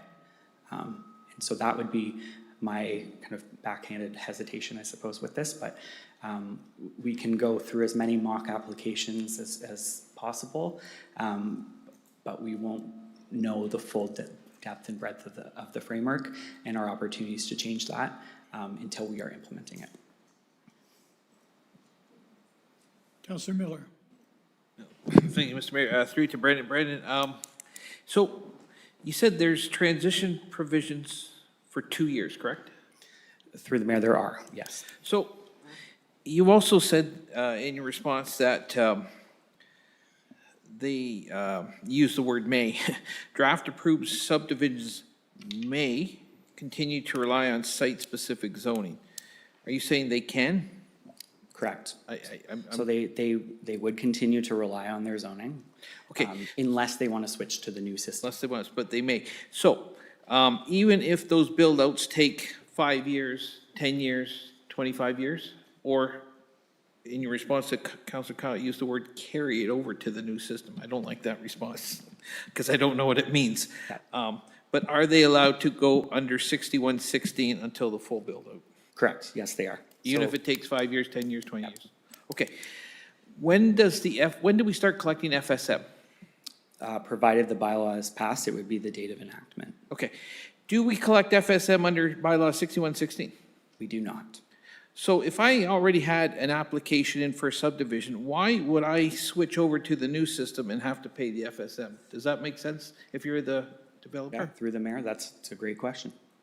If it were me, hypothetically, if I was a developer, I would keep my application under the former system and not make amendments, but to that degree, what we are doing is trying to offer flexibility so that if someone does come in, there's opportunity for that. Yeah, flexibility to pay extra. So that's what it sounds like. And then I wanted to ask the last question. It was brought up by when we had Robert Hamilton and Mark Eddy. They talked about agriculture expertise on the part of our planners. I thought that was a kind of I don't know, how do you respond to that? Through the mayor, as a professional planner, I often joke that we are the jack of all trades but the master of none. But with that said, we have plenty of staff that have specialties in various subject matters. Several have gone to the University of Guelph, which is more agriculture in nature. Some have done college, some have done university. There's plenty of expertise, and where that expertise is not readily available among staff, we're not guessing. We would seek that expertise out in other ways. Yeah, it doesn't mean you're guessing, but sometimes you don't know that you have sometimes you don't know what you don't know. And I know sitting around at planning, sometimes I've seen some that come from the agriculture sector, and I question what I'm reading in the report. So that I kind of thought that they had made a good point, but I wanted to get your comments on it. So, okay, thank you, Mr. Mayor, and I will make an amendment at the appropriate time. Any other comments? Councillor Haley? I just wonder for myself, and I think the general public, I'm trying to understand the difference between the agricultural, countryside, and rural zones and the criteria that you would use for that. Through the mayor, so those have already been designated in the official plan, and the zoning will match that. Agriculture and countryside zones are intended to be our prime agricultural areas for the county of Brant, which the objective is permanently protected land. Rural lands were done through were analyzed in collaboration with the province, with OMAFA, based on a methodology that they provide. And those lands, based on the provincial direction now, have some contemplation or potential for development. But our approach here is still to restrict that and include them as part of the agricultural system. And countryside.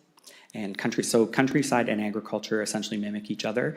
It's that countryside is recognizing where there are areas of existing non-agricultural development. I guess I would point to our former rural residential designation and the rural residential zone. That is kind of a common area where the countryside zoning or designation has been included. And then some areas have no class 2 or 3. Aggregate, I think, only has class 1, and some have no class 2 or 3. Do you see that as a problem? Through the mayor, not at this point. And what we intend to do with that is, like I say, add some or provide some stability in the bylaw so there isn't the opportunity for amendments outside of the framework. And if changes are needed, then staff and council would have control over the changes that are made to the bylaw to consider that. So to try out aggregate, if it's class 1, what notification would there be to the public? So specifically for aggregates, there's a 500-meter radius notification that's done for the public. And I will note that aggregate decisions and processing is mostly done at the provincial level. But what we're intending to do there is provide that information well in advance and provide an opportunity for the folks within that radius and beyond, if they wish, to speak to the aggregate operator and have those conversations before an application is approved. Thank you. And then you mentioned in your briefing, July 17th, you mentioned boundary expansions would require a CPP amendment. I think you and I spoke, I think there's 3 boundary expansion applications right now. Is that correct? Yeah, through the mayor, 2 or 3, I believe, in process. Okay. Thank you. Councillor Oakley, you're next. Through you, Mr. Mayor. Did I hear you correctly? Are we on to comments now or still just questions? Comments, fine. Okay. So through you, Mr. Mayor, some comments on it. So in regards to some of the conversation around class 1 and notifications, and I got some emails and questions about that as well. What I would say in regards to class 1 is I think it's important for people to recognize with class 1, it means fundamentally it's a project that checks every single box. So it's what we say we want in our official plan. It's what's allowed with no modifications whatsoever. And I would propose that while yes, there's not an initial notice that goes out before, and we're just including it basically as a transparency measure.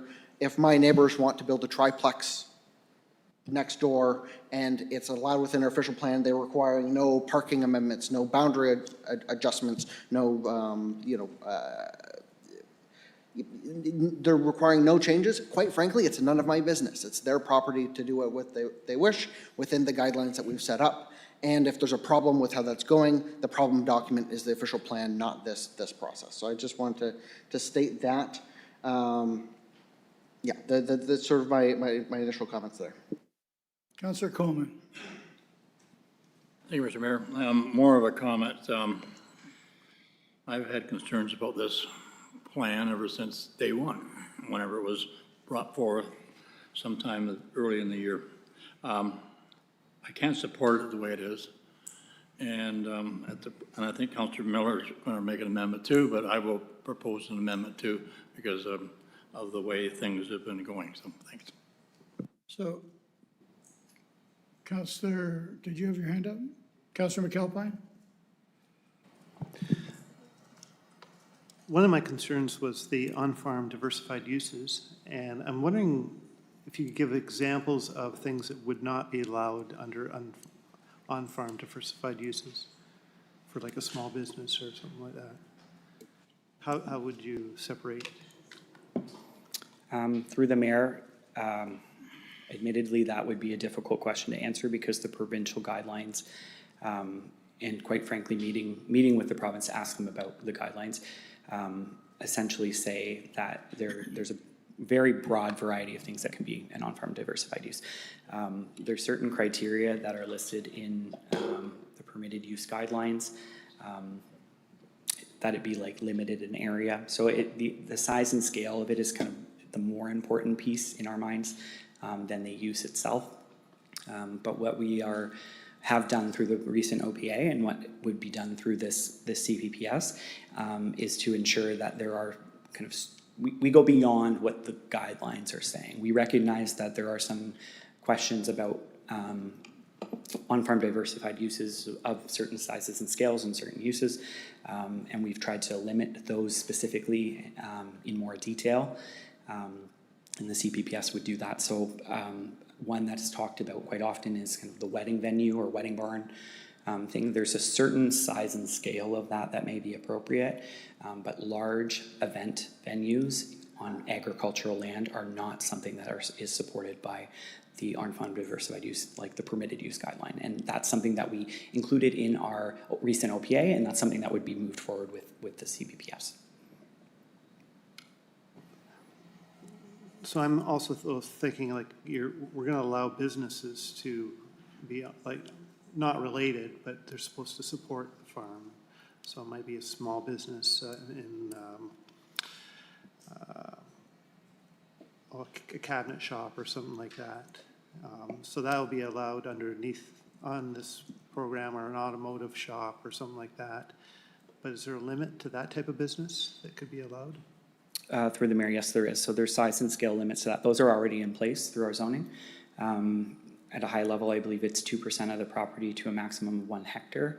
And then within that 1 hectare, there's a 20% limit on building area. So we'd have to do the math specifically on a property, maybe to give people context, but there's specific numbers in place to restrict what can happen in those instances. Okay. And does that have to be within the sort of farm cluster of buildings? It's, yes, through the mayor. So what we have done with the CPP bylaw is we structured it in a way that what we're using for the OFDUs is the requirement that things be clustered, because we don't want things to be taking up land unnecessarily. So if there are existing farm buildings, like if someone built a farm and they want to renovate that and convert that into some sort of other use to diversify their farming operation and bring in some more income, that existing farm building would be able to be renovated. But if they're building something new and it's specifically for the purpose of an on-farm diversified use, there's more limitations in place to that, and one of those is clustering. Okay. My understanding, it doesn't necessarily have to be the home doesn't, you don't have to have a house on that property. It could be on a property that excludes a home. Through the mayor, yes, the qualification is that it is a farming operation. Okay. Okay, thank you. Councillor Bell? I have comments, but if maybe I should wait until the amendment's on the table, because I might say something different. Councillor Chambers? I could say the same thing. I don't have any questions. I was just going to make some comments, but if you want to proceed with the amendments, that's fine. Is it a friendly amendment, or we have to go back? It's not friendly, no. It's not friendly at all, right? Okay, so, Councillor Chambers? Maybe I'll make my comments first. I don't want to get unfriendly here. I just wanted to make some generalized comments. If someone asked me to explain the present system, I could do a pretty good job on it. I think I've been around enough that I understand how we do things now. If someone asked me to explain the new system, I would have to say, you'll have to get staff to explain it to you. And what that's telling me is that we're tending to move planning from around the horseshoe in the community to the staff. It's becoming more and more, the complexities are staff orientated. And some people will agree with that, some people won't. But the fact is that planning is becoming complicated through this system, that we're going to be reliant on staff to ensure that it works. And I'm hoping that staff is up to the task. I know we've had staff turnovers in the past. Sometimes we have a lot of turnover. Heaven help us if at the crux of this, we have staff turnover and the new staff doesn't understand this. It can be very, very difficult moving forward. I'm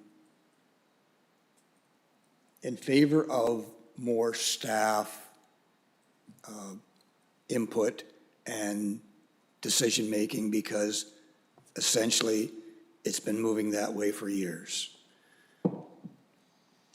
But this is a huge, huge leap into the trusting staff to do what needs to be done, rather than counselors that hopefully can understand the process enough that they can make decisions on applications and of the such, that they feel confident in doing that. Again, I could not pass a test on this new system, and I'll admit that right from the outset, which is, I think, not unlike anybody around here. If we had an exam tomorrow on this, I don't know whether anybody could pass it, to tell you the truth. The old system, I think we could all pass it. And let's leap forward to the new council, where people will be elected and they won't know the old system or the new system. They'll have to learn this system. So maybe that will rescue the system. If nobody knows what's going on, they'll have to all learn it together. So those are my comments, and I'm dying to hear the amendments, and hopefully they will make it a little bit more clear to understand. Well, before we go to the really unfriendly amendments, I think we should speak to Councillor Bell. Yeah, well, having heard what Councillor Chambers has said, it reminds me of the first meeting I think I ever went to as a councillor, when we were given a bit of education. And I remember the statement, it's not our job to row the boat. It's our job to set the direction. So I have the uneasy feeling that what Councillor Chambers was talking about would take us too much, would put the oars in our hands, or keep the oars in our hands, and I don't think that's what we should be doing. So that I'm sort of philosophically different from Robert in that respect. But I'll make my comments then, if I may, because I was sceptical. I really was sceptical, probably more sceptical and vocally sceptical than anybody else, about a complete revision to what is a familiar, if somewhat inflexible, and to my mind abused planning system. To quote the head of the US Senate, I wasn't sure the juice was worth the squeeze on this one. There's so much effort is required. It's a huge change management effort, starting perhaps with people around this table. And it puts a challenge on our staff in many respects. I think somebody asked, can we meet the 45-day turnaround deadline? That was a comment from the public. But I think staff have done a terrific job of preparing the CPPS. Think about the number of steps we've gone through as council. I think this must be the 7th or 8th time Brandon has stood up there and taken us through it. Yes, it's a complete different system, and yes, we have to learn it, but we don't have to run it. We're not rowing this boat. We're steering the ship. And they've done a good job on thinking about the implementation as well. So I think the introduction of a CPPS will be an improvement too. I think it will turn out to be a simplification of our existing system. And I think it will strengthen our control as council. And I think it will make the process we follow much more transparent. Yes, there's some effort required.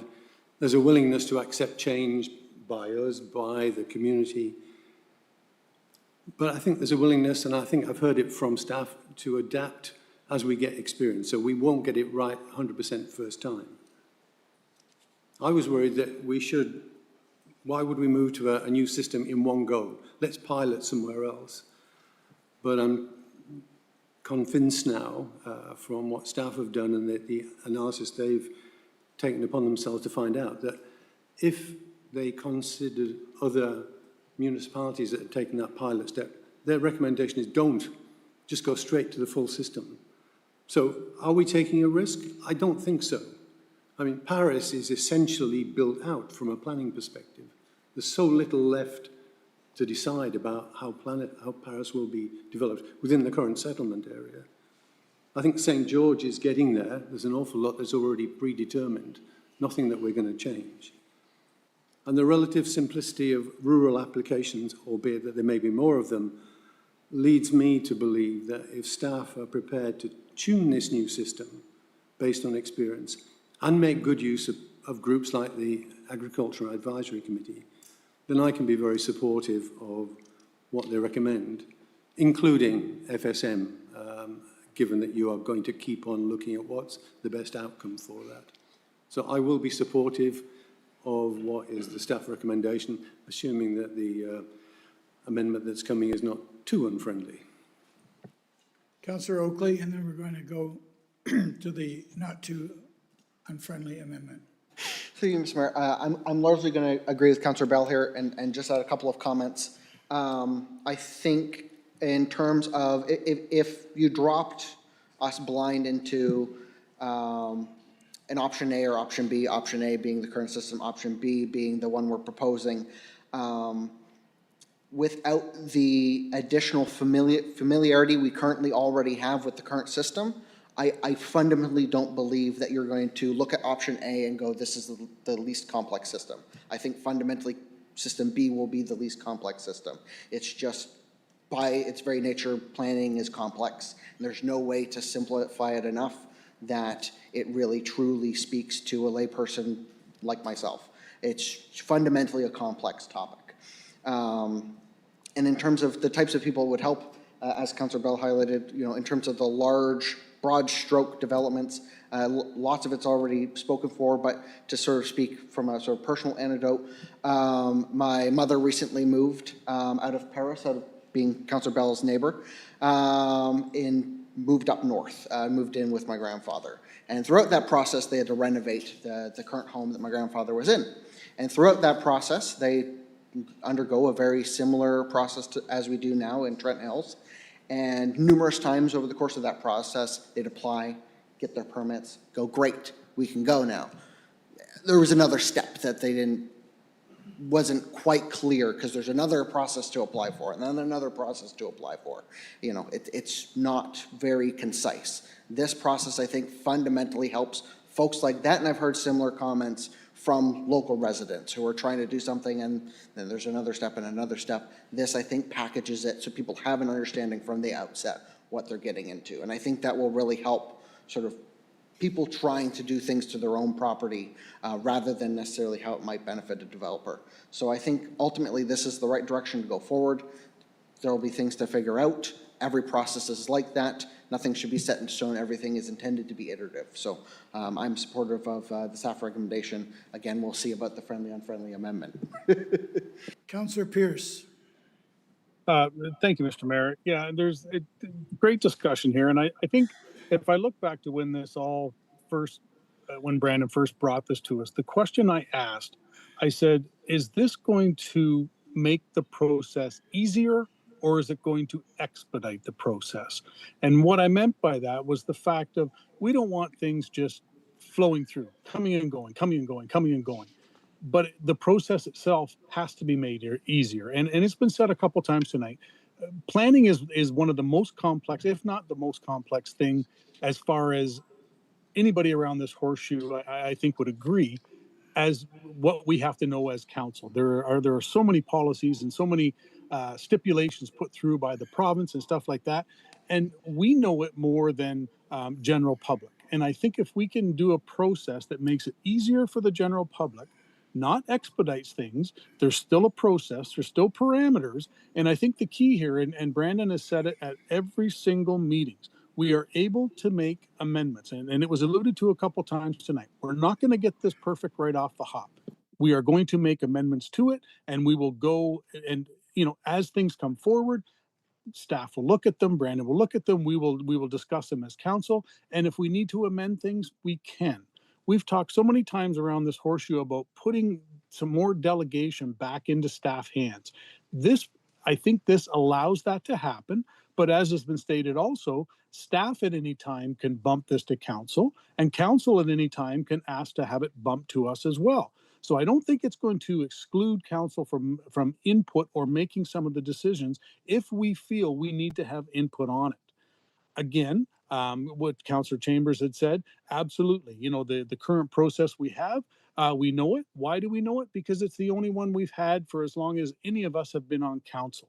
Yes, this is new. It's going to be some growing pains to it, but I too feel that this is definitely heading in a right direction.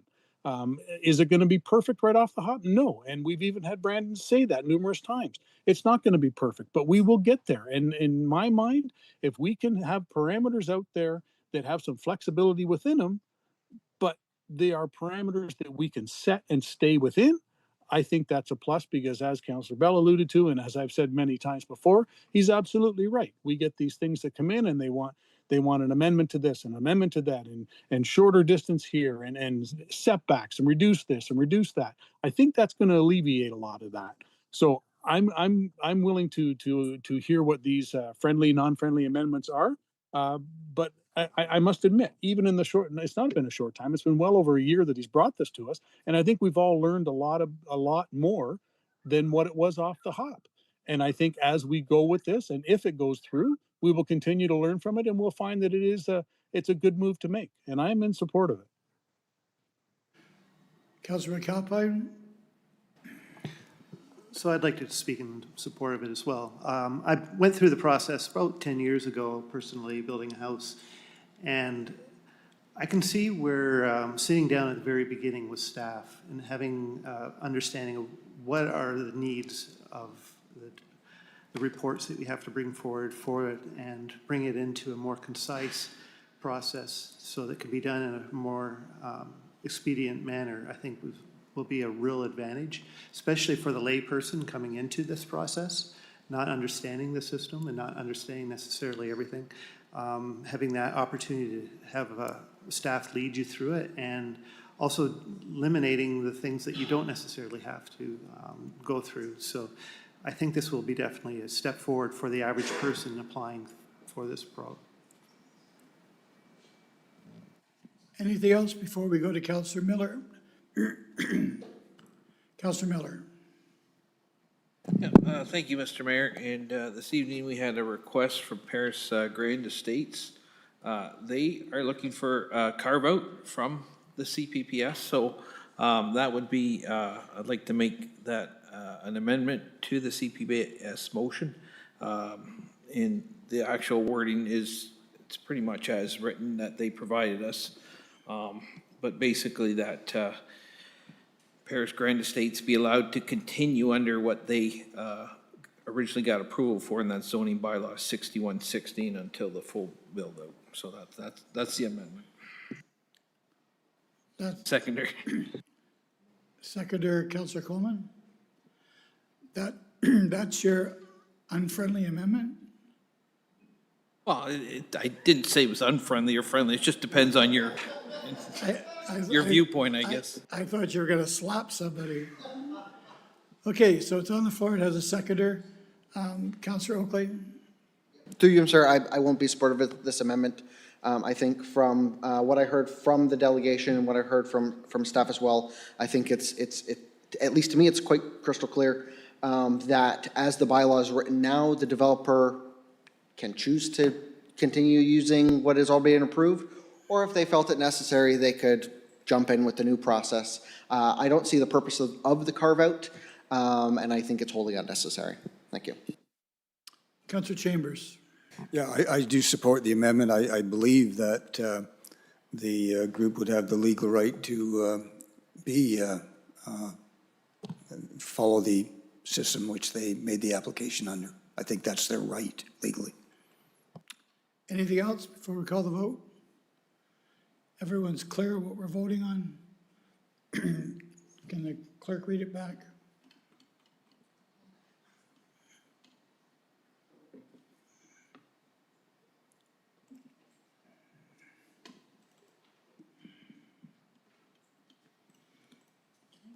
Mr. Mayor, I think it's a very long amendment. Well, I'm just going to pull it up.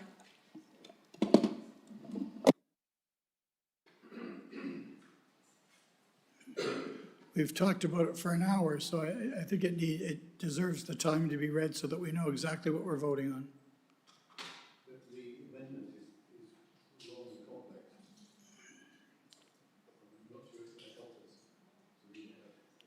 Is everyone confident about voting without it being read back?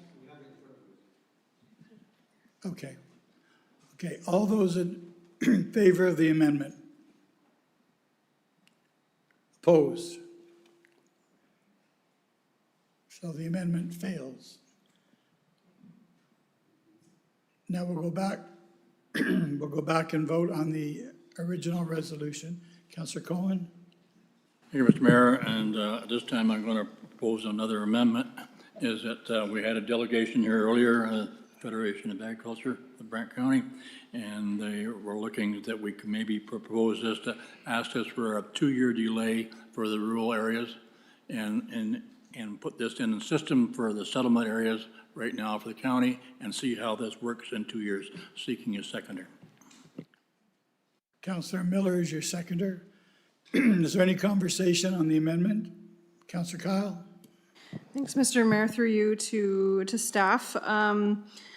So if we were to support this amendment, what would be the additional administrative burden for running, essentially operating 2 separate systems? Are we looking at increase in cost to do so, delays anywhere? Is there any benefit to pilot versus going all in?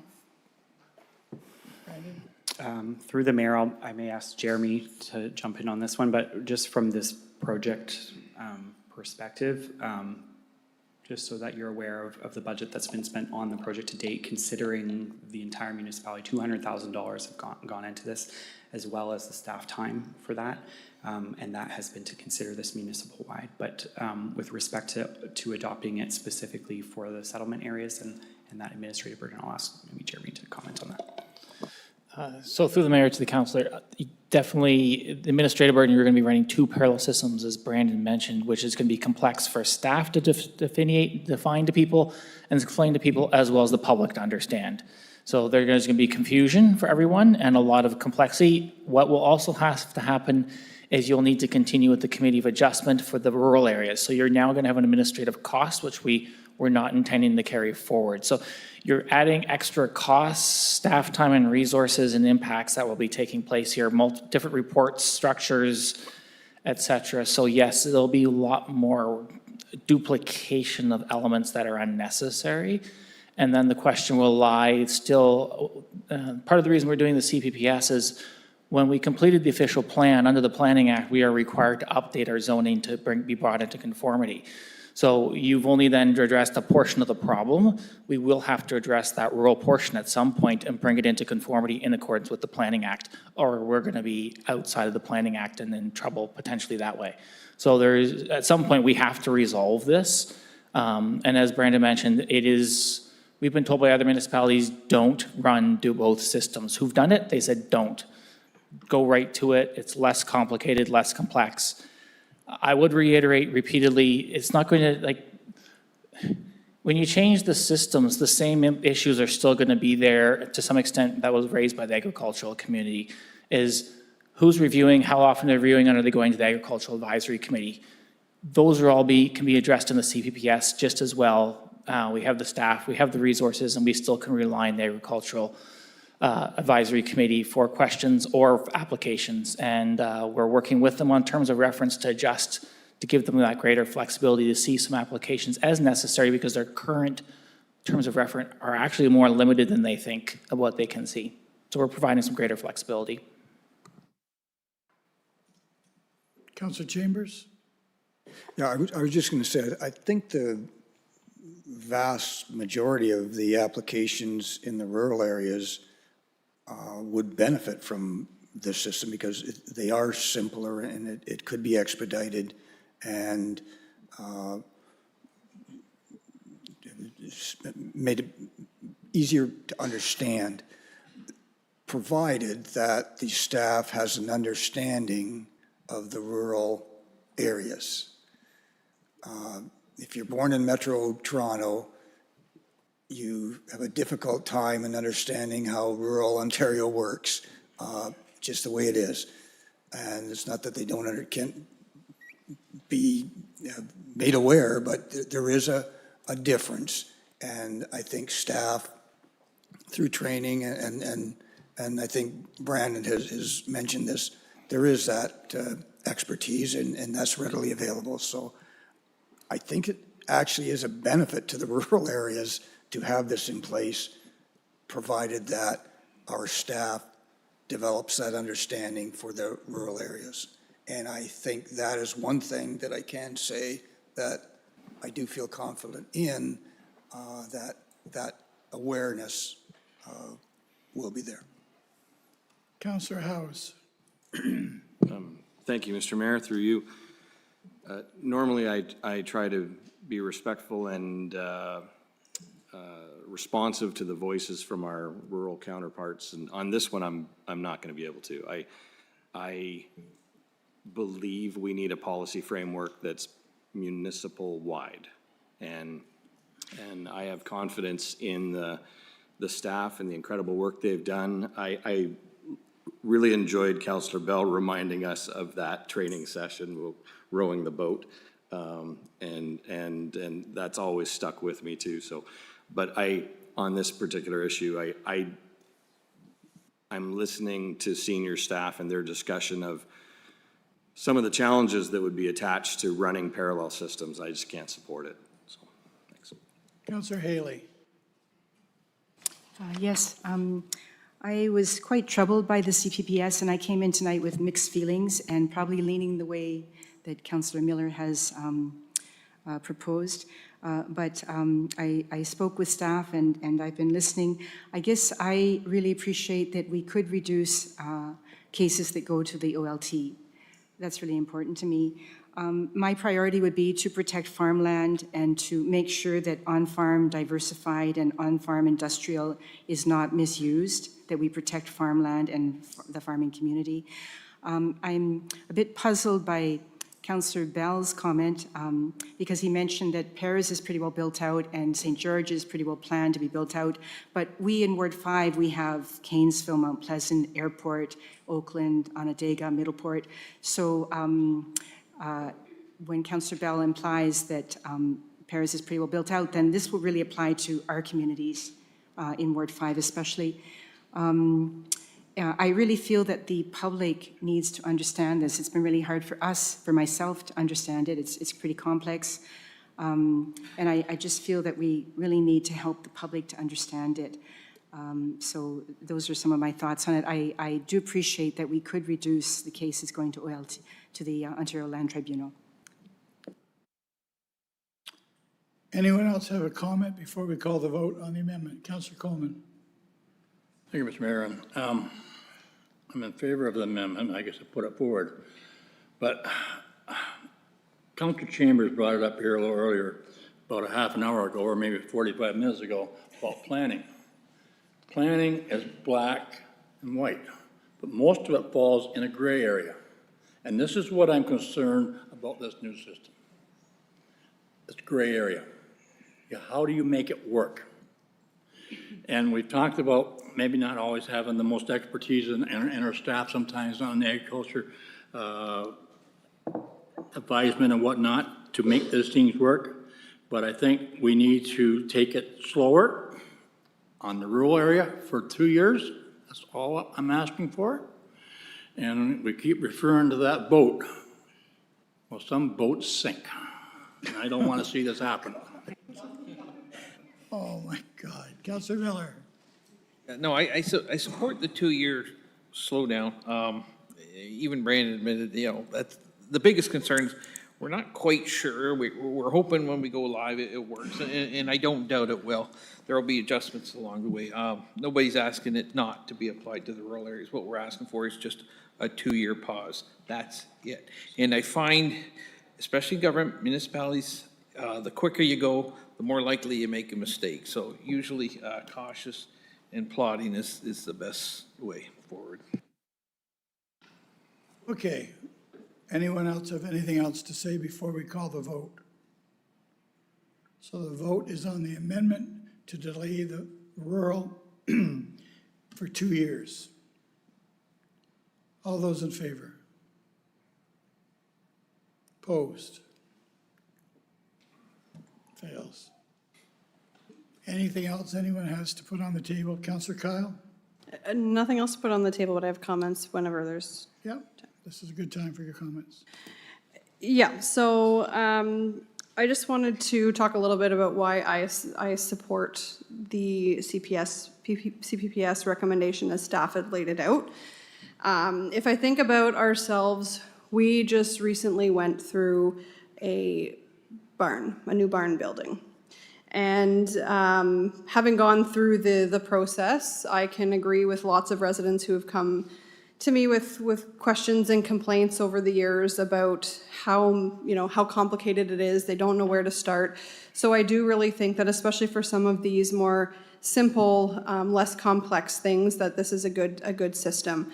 I know by nature that, because I'm raised by farmers, I'm married to a farmer, surrounded by farmers, work for farmers. Farmers are some of the most change-averse people that I've ever met, and I am one of those. So I definitely can say that. But one thing that I hear all the time over and over again, and I've even heard my father-in-law utter it, with respect to people asking us, how's the new barn working out? And my father-in-law said, it's working out great. Why didn't we do it sooner? So I think that's a common comment for a lot of our rural neighbors and friends, that we all wish we would have done something sooner than we actually did it.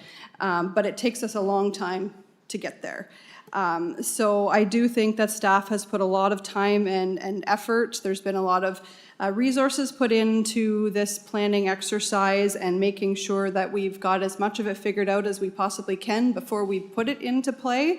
And so now it's just time to fire up the robot and see if it milks the cows, so to speak. So I don't see today's decision as the end of the work either. I think that's been made very clear by the staff, that it's the beginning of the implementation and that there'll be lots of checks and balances and ability to bring it back. So if there are things that aren't quite firing the way we need them to fire, they can come back. We can listen to residents, we can listen to staff, we can bring those concerns forward, and we can make adjustments and improve as we see fit. So with that in mind, I'm going to support the staff recommendation, noting that I will certainly be following it closely to make sure that there are those things that are being tweaked that need to be tweaked as we go. Yeah. Any other comments? Councillor Chambers? Yes, I just wanted to make a comment and then perhaps another amendment. And just to show you the complexity, the recommendation that's before us, one of the operative clauses that council approved the necessary amendments to related operational bylaws, including fees and charges, committee of adjustment, sign bylaw, fence bylaw, property standards bylaw, delegation of authority bylaw. So this does have far-reaching feelers into the whole operation of the county in many ways. But that's not what I wanted to amend. I'm concerned about the operative clause that council directs staff to implement the facility services and matters framework and further consider a long-term FSM strategy to inform future budget. Why are we implementing it before we have a consideration of the long-term strategy? Why don't we understand it first and know what it's going to be before we implement it? Brandon? Through the mayor, so what I would say to that is that we do understand that we need it and that we have the opportunity to leverage this tool. We would have done the same thing with community benefits charges. That's kind of the outside of the CPPS. What this strategy will do is give us the opportunity to have the conversation specifically with the public about where they want the funds to go. So we have ideas of that. We know where those gaps are, but we've heard from council and from the public that there's certain things that maybe aren't well understood or maybe haven't had that conversation with the public. And the intention behind this direction is simply to point out that this specific piece, where that money is spent, is going to go back for public consideration. And if I might just ask you to further expand on there was a comment in one of the addendum submissions with regard to double dipping. Why are we charging this on top of development charges? And is that not just milking the cow, to use the analogies that are being used? Through the mayor, this is a tool enabled by the Planning Act and by the provincial government. We are not allowed to double dip. We will not be double dipping. And that is part of why this strategy will be necessary, for that transparency, to show people where that money is going to be going and how it will be spent. Does that come with a recommendation or anything? No. I just wanted the explanation to clarify what that actually is meaning to the people. Okay, any other comments, concerns before we call the vote on the original, the original resolution that's in front of us? My only comments are, for the 8 years that I've been the mayor, I've watched senior staff call expert witnesses, farmers. I sit on the agricultural committee. We know where the information lies. We know we're not afraid to call them in and ask them things. It's why the County of Brant has been successful. The 11 people around the horseshoe have never said they know everything, but we know the right people to ask. And I see the people in the room, and half of them are the people that would be on the list of people to ask if we had concerns. And this is only farming, but we do it for everything. We do it for everything we're not sure of. We ask people. And I think that's the magic of councillors and the mayors. We get elected because we know people, and we don't forget who elected us, and we make sure that we make good decisions. And I think with staff being as professional and putting in the time for this report, this is a crazy involved system for us to be going on. If they say it's easier and we know the people to ask when we need to know answers before we make decisions. So I have confidence in staff, and I have confidence in the people in this room that know, and we would ask them, we would consult them. So I have no trouble supporting this in front of us, because I know that we won't do it alone. Why would we, when we have all this talent or expertise at our fingertips? So if there's nobody else that has anything to say, I'm going to call the vote on the original recommendation in front of us. Could I have it read just for the clerk read for the people that are watching it, which Okay.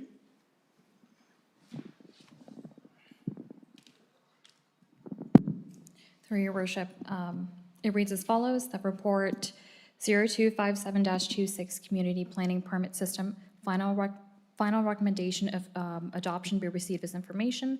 The report 0298-26 updating report 0257-26 be received as information. The council adopt the official plan amendment for the community planning permit system policies within the County of Brant official plan. The council passed the final version of the CPP bylaw with an effective date of August 22nd, 2026. The council repealed zoning bylaw 61-16 as amended in the site plan control bylaw on August 22nd, 2026 to be replaced by the CPP bylaw.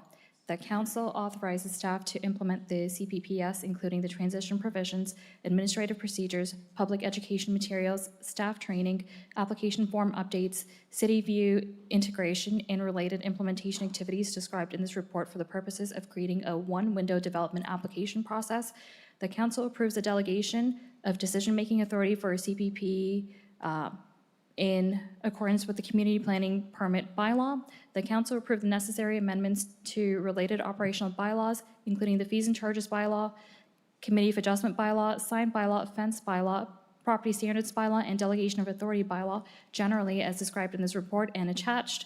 That council directs staff to implement the facilities, services, and matters framework and further consider a long-term FSM strategy to inform future budget and capital planning discussions, and that council directs staff to monitor the implementation of the CPPS with regular reporting to council and continued opportunities for public input into the new framework. Everyone's clear? All those in favor? Opposed? Noted. Thank you. Okay. Are we going to keep going or do you want to break? Break? Take a 5-minute break.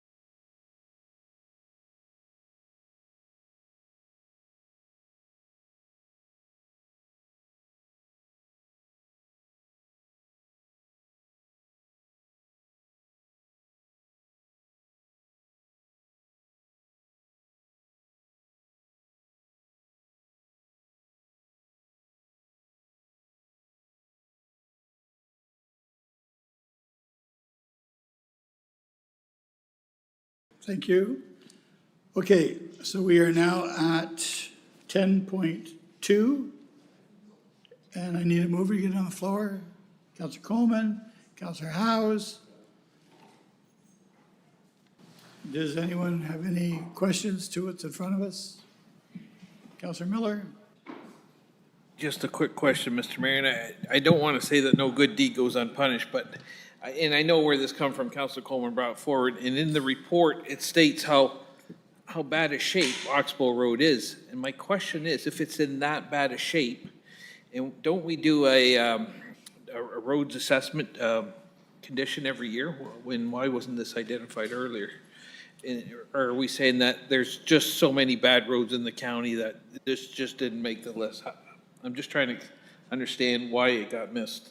So through the mayor to Councillor Miller, yeah, it wasn't so much as it was missed. We did know that the condition was in poor shape. Just that road in itself is very, very low volume. So when we're planning our capital program, it's the later of your statement. It's hard to prioritize, but then when Councillor Coleman brought it forward, we went and looked at it, and at the end of the day, we need to fix the roads. So we went back, some projects were ending, and we basically found the money to be able to proceed with it. Okay, thank you. Any other questions before we call the vote? All those in favor? Opposed? Carried. Thank you. We've moved 10.3 to after the in-camera session to talk about the library. And then we have already talked about 10.4. Haven't we? Oh, okay. I need someone to get on the floor then. Councillor Bell and Councillor Coleman. Who's going to speak to this then? Cheryl is here to answer questions. Questions on this report that's in front of you? No? Call the vote. All those in favor? Opposed? Carried. Communications is next, 11.1. Can I get it on the floor? Councillor Howes and Councillor Kyle. Thank you. It's a ministry letter for housing for Strong Mayor's Powers. Any questions to that? All those in favor? Just to receive it. 11.1, I need on the floor, please. Councillor somebody. Councillor Pierce, seconded by Councillor Oakley. Just to receive. Any questions? All those in favor? Opposed? Carried. 11.3, which is the Grand River Conservation Authority letter. Get on the floor, please. Councillor Miller and Councillor Howes. Questions about the letter? Seeing none, we'll call the vote. All those in favor? Opposed? And carried. 11.4, which is the Grand River Conservation Authority letter. Just the draft budget. Can I get a mover to get on the floor, please? Councillor Coleman and Councillor Haley. Any questions to the letter for the opposed draft budget? All those in favor? Opposed and carried. Community Planning Permit System, correspondence to staff. Oh, we did that already. Resolutions. We have 12.1, which is a proclamation request for the suicide prevention of Brant. Can I get it on the floor, please? Councillor Haley, Councillor Kyle. Any questions or concerns about doing that proclamation? Seeing none. All those in favor? Opposed and carried. 12.2, which is a proclamation again, the International Society of Research and Advocacy Development Coordinator Disorder. It's a long one, different. Get it on the floor. Councillor Pierce wants to put it on the floor. I need a seconder. Councillor Howes, thank you. Any conversation or concerns about that proclamation? Call the vote. All those in favor? Opposed? Carried. And the last one is the Grand River Erie Public Health. I'm sure that Councillor Bell wants to put that on the floor. Yeah, you have a seconder, Councillor Howes. Any concerns about this request? Seeing none, we'll call the vote. All those in favor? Opposed? Carried. Other business. Does anyone have any other business? I didn't ask earlier because I couldn't talk very well earlier. I'm talking better now. Do you have anything that you want to add for other business? Seeing nothing. Councillor updates. Is there anything in anyone's ward that you want the public to know about? It's time to talk about it. No? Nothing going on? Councillor Oakley, what's going on? Yes, through you, Mr. Mayor, we did have a delegation earlier on it about the poppy workshop tomorrow. I attended last week. They've had them all throughout the month of July, throughout the day, and I commented on Facebook just haphazardly, wish I could make it. I work during the day. So they've opened up 2 evening sessions, which was very wonderful. I attended last week. I'll be attending tomorrow, and I encourage everyone to come out and help attach some poppies to nets, and it'll be a good time. Okay. Councillor Chambers? And that jogs my memory. The crosswalk for celebrating the Legion's 100th anniversary in Burford, very, very well received, and I thank Councillor Miller for sticking with that. And I know I was at the Legion the other night, and that was one of the topics of conversation, and it's well received in the community. Yeah, it's great that I'm glad that we got them done on time too. Councillor Miller? Maybe through to the clerk possibly. There was a request from ambulance committee. Maybe we could get a delegation going at AMO, but has those requests, has that date come and gone? Does anybody know? I think they have come and gone. Through your worship to Councillor Miller, yes, they do require those quite early, unfortunately. So that date has definitely passed for AMO. But if there's something you want us to put forward moving forward, we can definitely do it. Have we received notification if we've received any delegations? Like, I know we put in a couple of requests. Through your worship to council, I believe we only have MTO that's been granted at this time. I'd look to Adam to confirm that. Excuse me. Through your worship, yes, so we have received word, we received word late last week. There'll be a briefing note coming to you for the Bishopsgate Road interchange with the MTO. The other delegation request was with Energy and Mines for the rural natural gas, and we have yet to hear back from that. Okay. Yeah, because we won't get a chance to ask before AMO. So, in the Bishopsgate, I mean, that should be straightforward presentation, just the same one we presented the last 5 times. So, okay, thank you. 15, yeah. You sound so cynical about it, Councillor Miller. I've got a couple of meetings, with Six Nations and actually one with Mayor Davis, so it'll be a fun-filled event. Anything else? Our mural in St. George on the Legion is finished and it looks beautiful. So we don't get a crosswalk, but we get a pretty dandy-looking mural. So if you're driving by St. George, take a look. It's really beautiful. So. Okay, we're going to go in camera now, and Councillor Oakley's going to take us there. Thank you, Mr. Mayor. Moved by myself and seconded by Councillor Coleman that the County Brant Council convene in camera to discuss S.2392C, a proposed or pending acquisition or disposition of land by the municipality or a local board, new Central Branch Library property acquisition, and S.2392K, a position, plan, procedure, criteria, or instruction to be applied to any negotiations carried on or to be carried on by or on behalf of the Municipality Administration and Operations Committee in-camera report, July 21st, 2026. County of Brant Special Counsel in-camera minutes, July 6, 2026. And County of Brant Special Counsel in-camera minutes, July 10th, 2026. All those in favor? Okay, we're going in camera.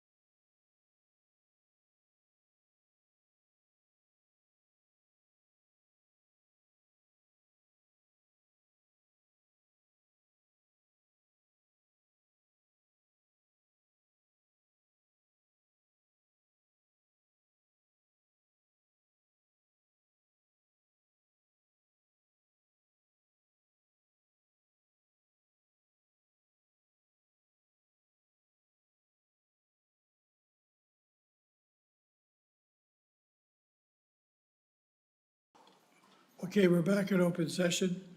Now, what we've done is we're going to do 10.3 now. I don't know who's coming up to speak on behalf of the library.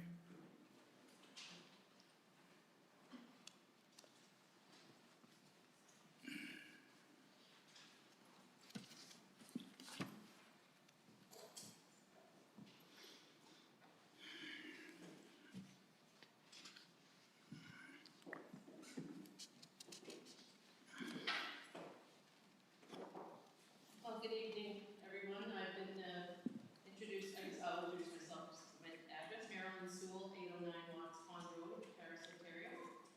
With me tonight is Kelly, our CEO.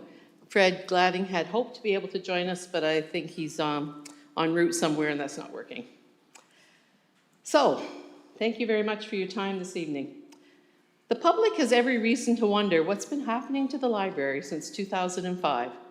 As members of the library board, we've personally been asked that many times, and I'm sure your constituents have been asking you that question too.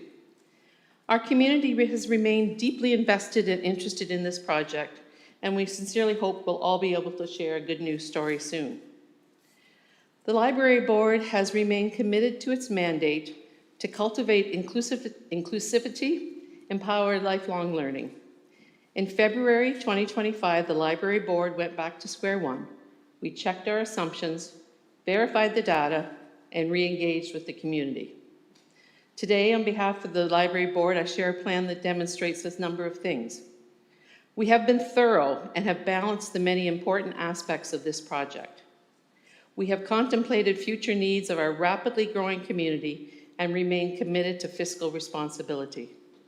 We have anticipated questions from the community and from council and seek to work collaboratively for the benefit of the community.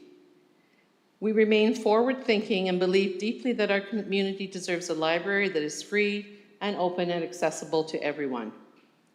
So for all that, I say thank you to the 7 volunteer Citizen Library Board members, our 3 councillor members, Councillor Bell, Councillor Kyle, and Councillor Howes, and our CEO for our collective persistence, creativity, and dedication. We are also very grateful to the various county staff and various departments and divisions who have made valuable contributions to this work at many points along the way.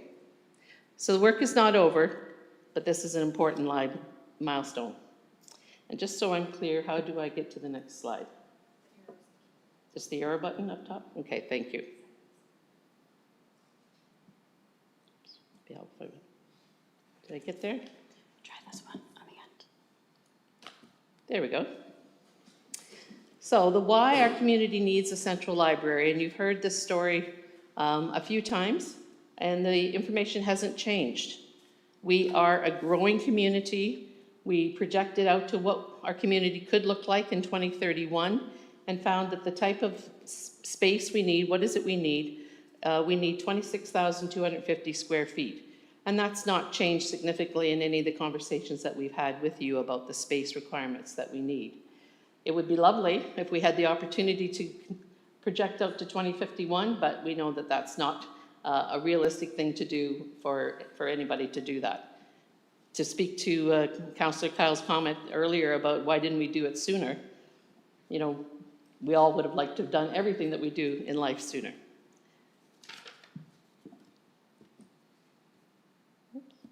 There we go.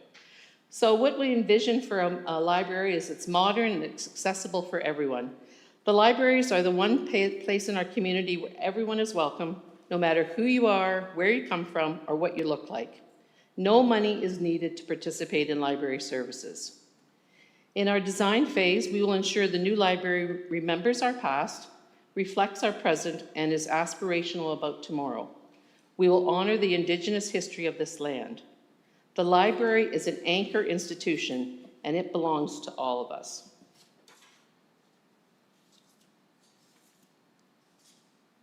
A library space should be bright and filled with natural light. There will be books, of course, but also spaces for families to come together, for children and adults to learn, and neighbors and community to connect. The library will reflect our world today.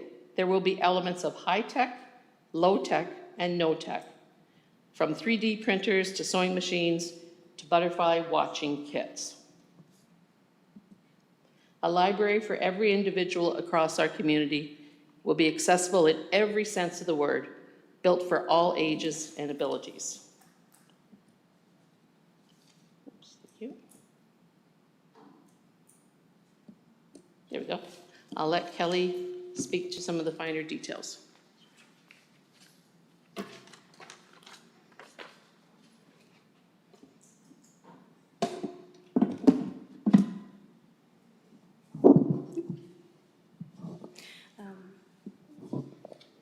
Okay, so what we are presenting to you tonight is a high-level summary of the project plan for this project. We are, important to remember, we are not asking council for the entire sum tonight. But let me explain why this budget is included. We are committed to full transparency on this project, and we understand the degree of investment that we're asking the council to make, and we understand the degree of accountability council will require of us. So the estimated project budget that you have in front of you demonstrates our understandings of what we can expect the cost for this project to be. And this was created in consultation with the consultants that the library board engaged, with a specialized quantity surveyor and industry professionals who have built libraries before. So the budget that you see, we have great confidence in, but we are not asking for your approval for the full amount tonight because it needs a lot of refining. This is a high-level budget because that reflects the stage in the process that we're at. So tonight, what you'll hear us present and request are related to phase one of what we're calling phase one of this phased plan that we propose to take. Before moving on, I'll note that the projected budget is $26,838,000. That includes construction for construction, plus a $1.5 million budget for furniture and equipment to bring it to an upset total of $28.3 million. But again, that is not what we're asking council for tonight. It's giving you an idea of what the commitment for this project would look like in the long term.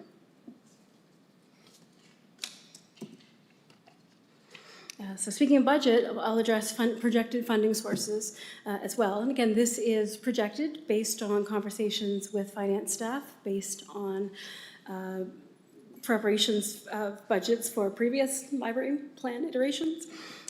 But the projected sources include fundraising, some previous donations that the library has received, possible contributions from the library's reserve fund. Development charges will account for 46% of the cost of this project, and that leaves a tax levy of up to $13 million that would typically be debentured over 20 to 25 years. You may have noticed that grants are not listed here as a funding source. We have researched available grant programs, and the sad reality is there are no grant programs for libraries right now. Not for infrastructure, not for anything substantial. Our staff will pursue every grant opportunity that comes along, and even the long shots, just to find any possible money that we can, but we have to be realistic and accept that grants will not be a reliable source of funding for this project. We don't want to pretend otherwise. Our aim is to be transparent and as realistic as possible. So let me explain the phased approach that we are proposing to take. Phase one of the project, if approved, will be initiation. Property acquisition, we'll need a site to build on. The site analysis, due diligence studies to better understand the site and all of the realities of building on that site. We will be looking to hire an architectural firm as well as project management firms to conduct concept design for the project. So concept designs, we are asking for council's permission to authorize the library board to review and approve a concept design. Phase 2, again, if approved, will be planning and detailed design, which is the engineering, specialty consultants, the blueprints. This is the meat of what would actually get built. Again, if we get there, that would include cost budgeting, site preparation, zoning approval. Like, we'd be full into the project by then. Every step that it would take to prepare us for the construction itself, which would be Phase 3. Construction, site works, everything to complete the building, and Phase 4 would be opening, commissioning the building, moving in the furniture, setting up the equipment, and of course, hosting a public grand opening.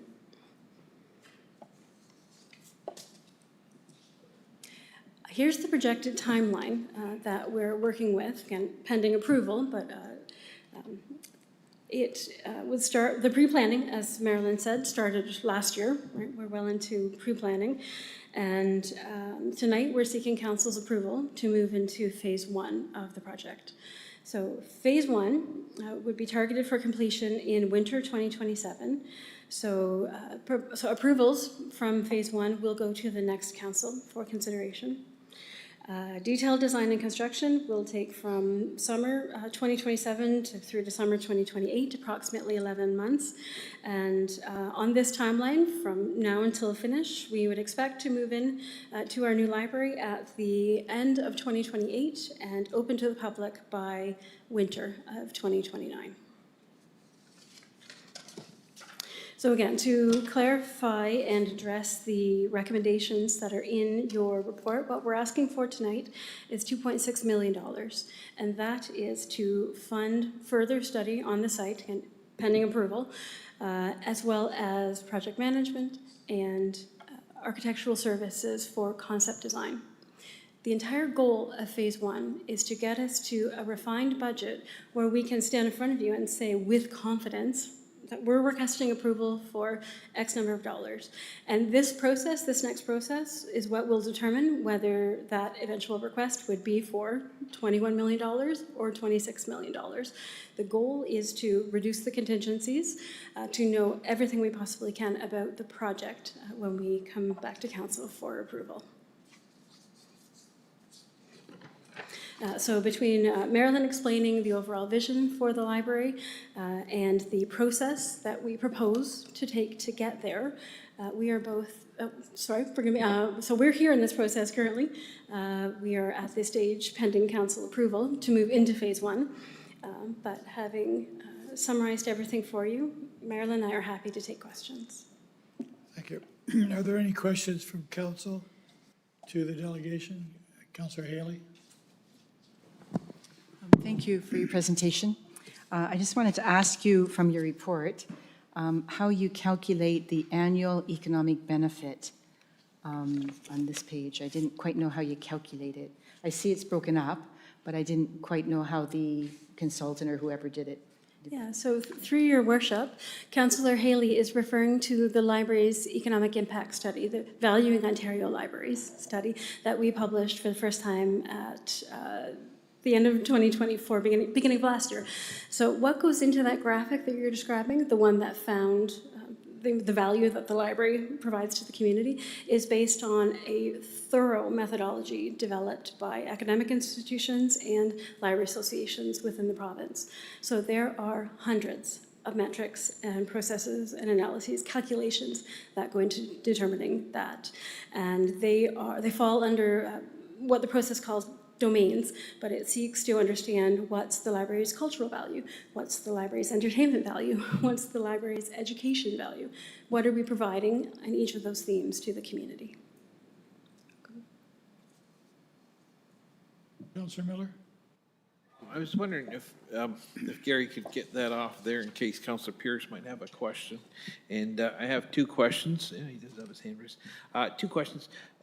So through you, Mr. Mayor, to Kelly, the $1 million that you're projecting in donations, do you believe that's realistic?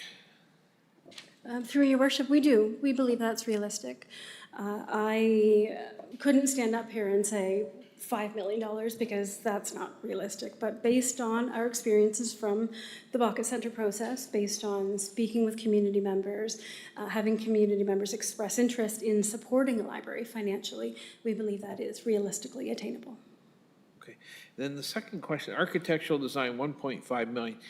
If I had to guess at how much it costs for architectural design, I would have thrown out a $40,000-$50,000 price tag. So obviously I have no clue what it's going for these days.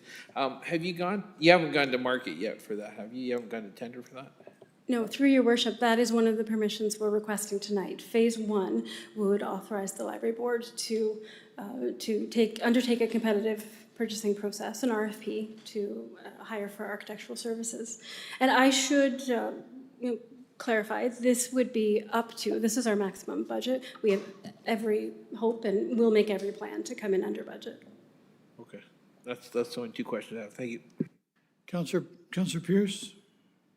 Yeah, thanks, Mr. Mayor. So a question in regards to the $450,000 for the project manager, because it states in there that the library board will act as project manager for phase 1.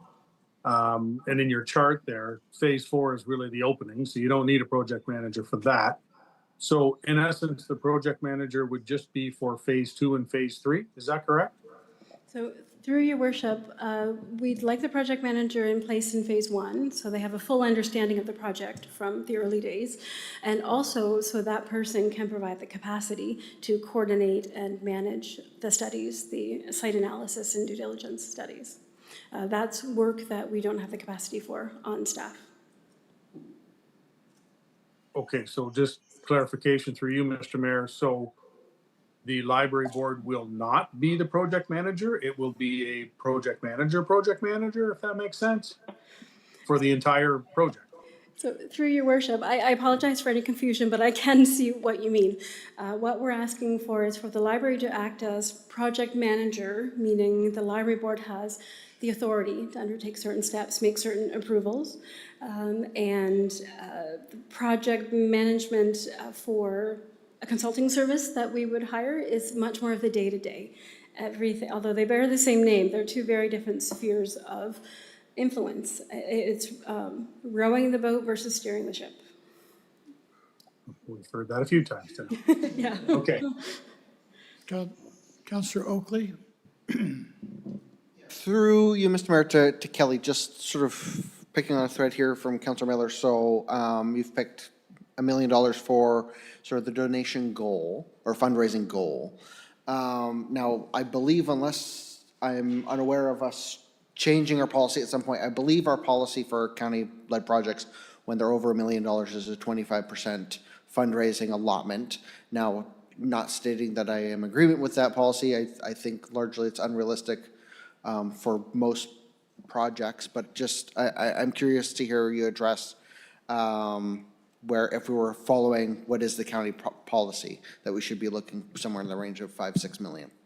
Sure. So through your worship, and as council has heard from your own staff in recent years, that 25% goal may not be realistic or attainable. So we are not suggesting that that would be realistic or attainable for this project.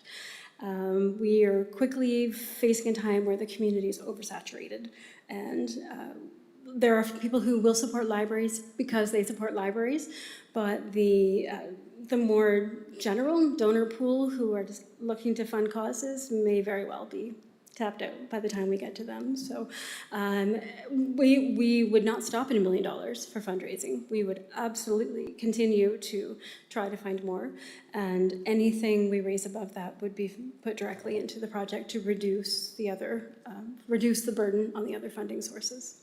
Thank you. Councillor Coleman? Thank you, Mr. Mayor. Motion to go past the hour, 10 o'clock. Okay, seeking a seconder? Councillor, all those in favor? Okay. Councillor Bell? Thank you, Mr. Mayor. Just to follow up on Councillor Pearce's question about project management, and I know Councillor McAlpine will bear me out on this. We do not have the experience in the library board to actually do the hands-on project management. Neither do we have the ability in John Noble Home to do the project management, but we tried to do it and it kind of failed. So ultimately, we had to hire a project manager, and the number that we got in there, I think it reflects the same kind of costs that we've experienced in John Noble Home, and our experiences there are invaluable.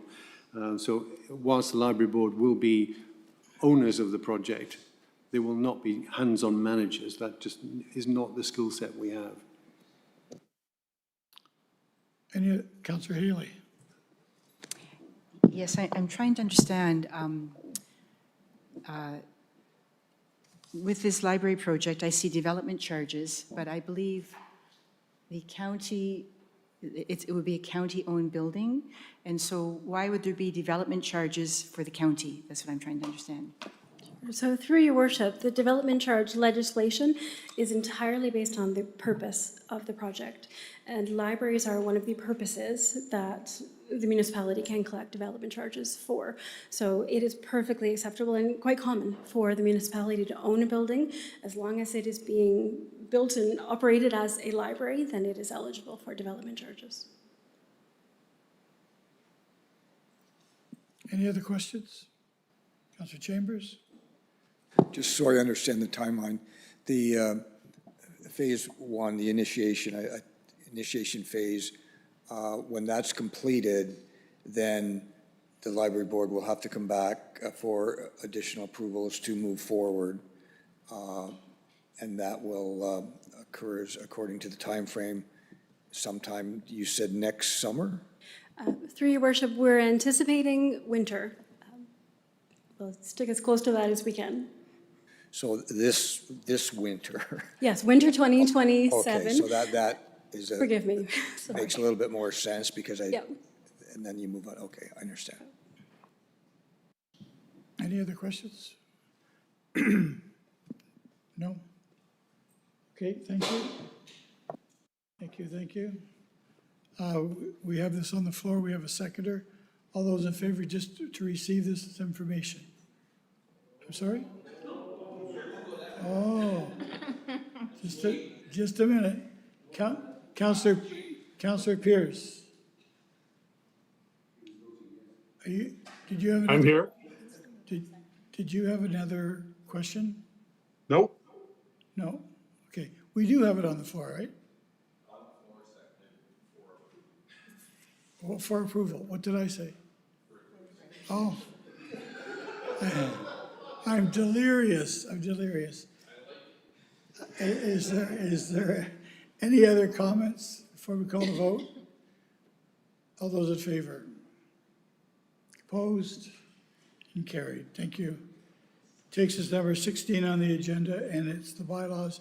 Councillor Bell, you have those. Thank you, Mr. Mayor.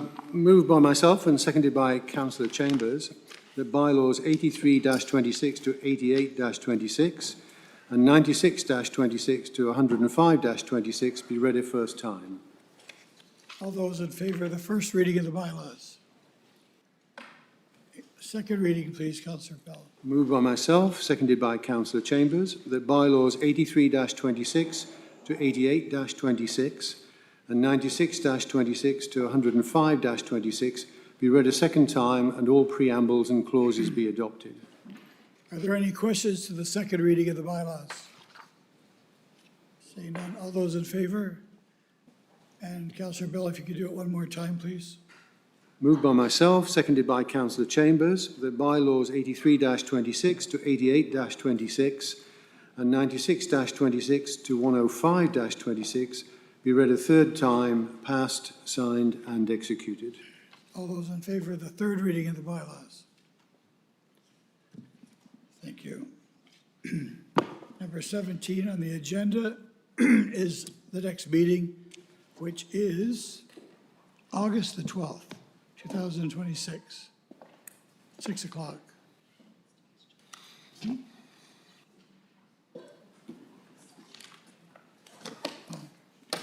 That's a statutory meeting, not a council meeting. With that being said, is there anything else for the benefit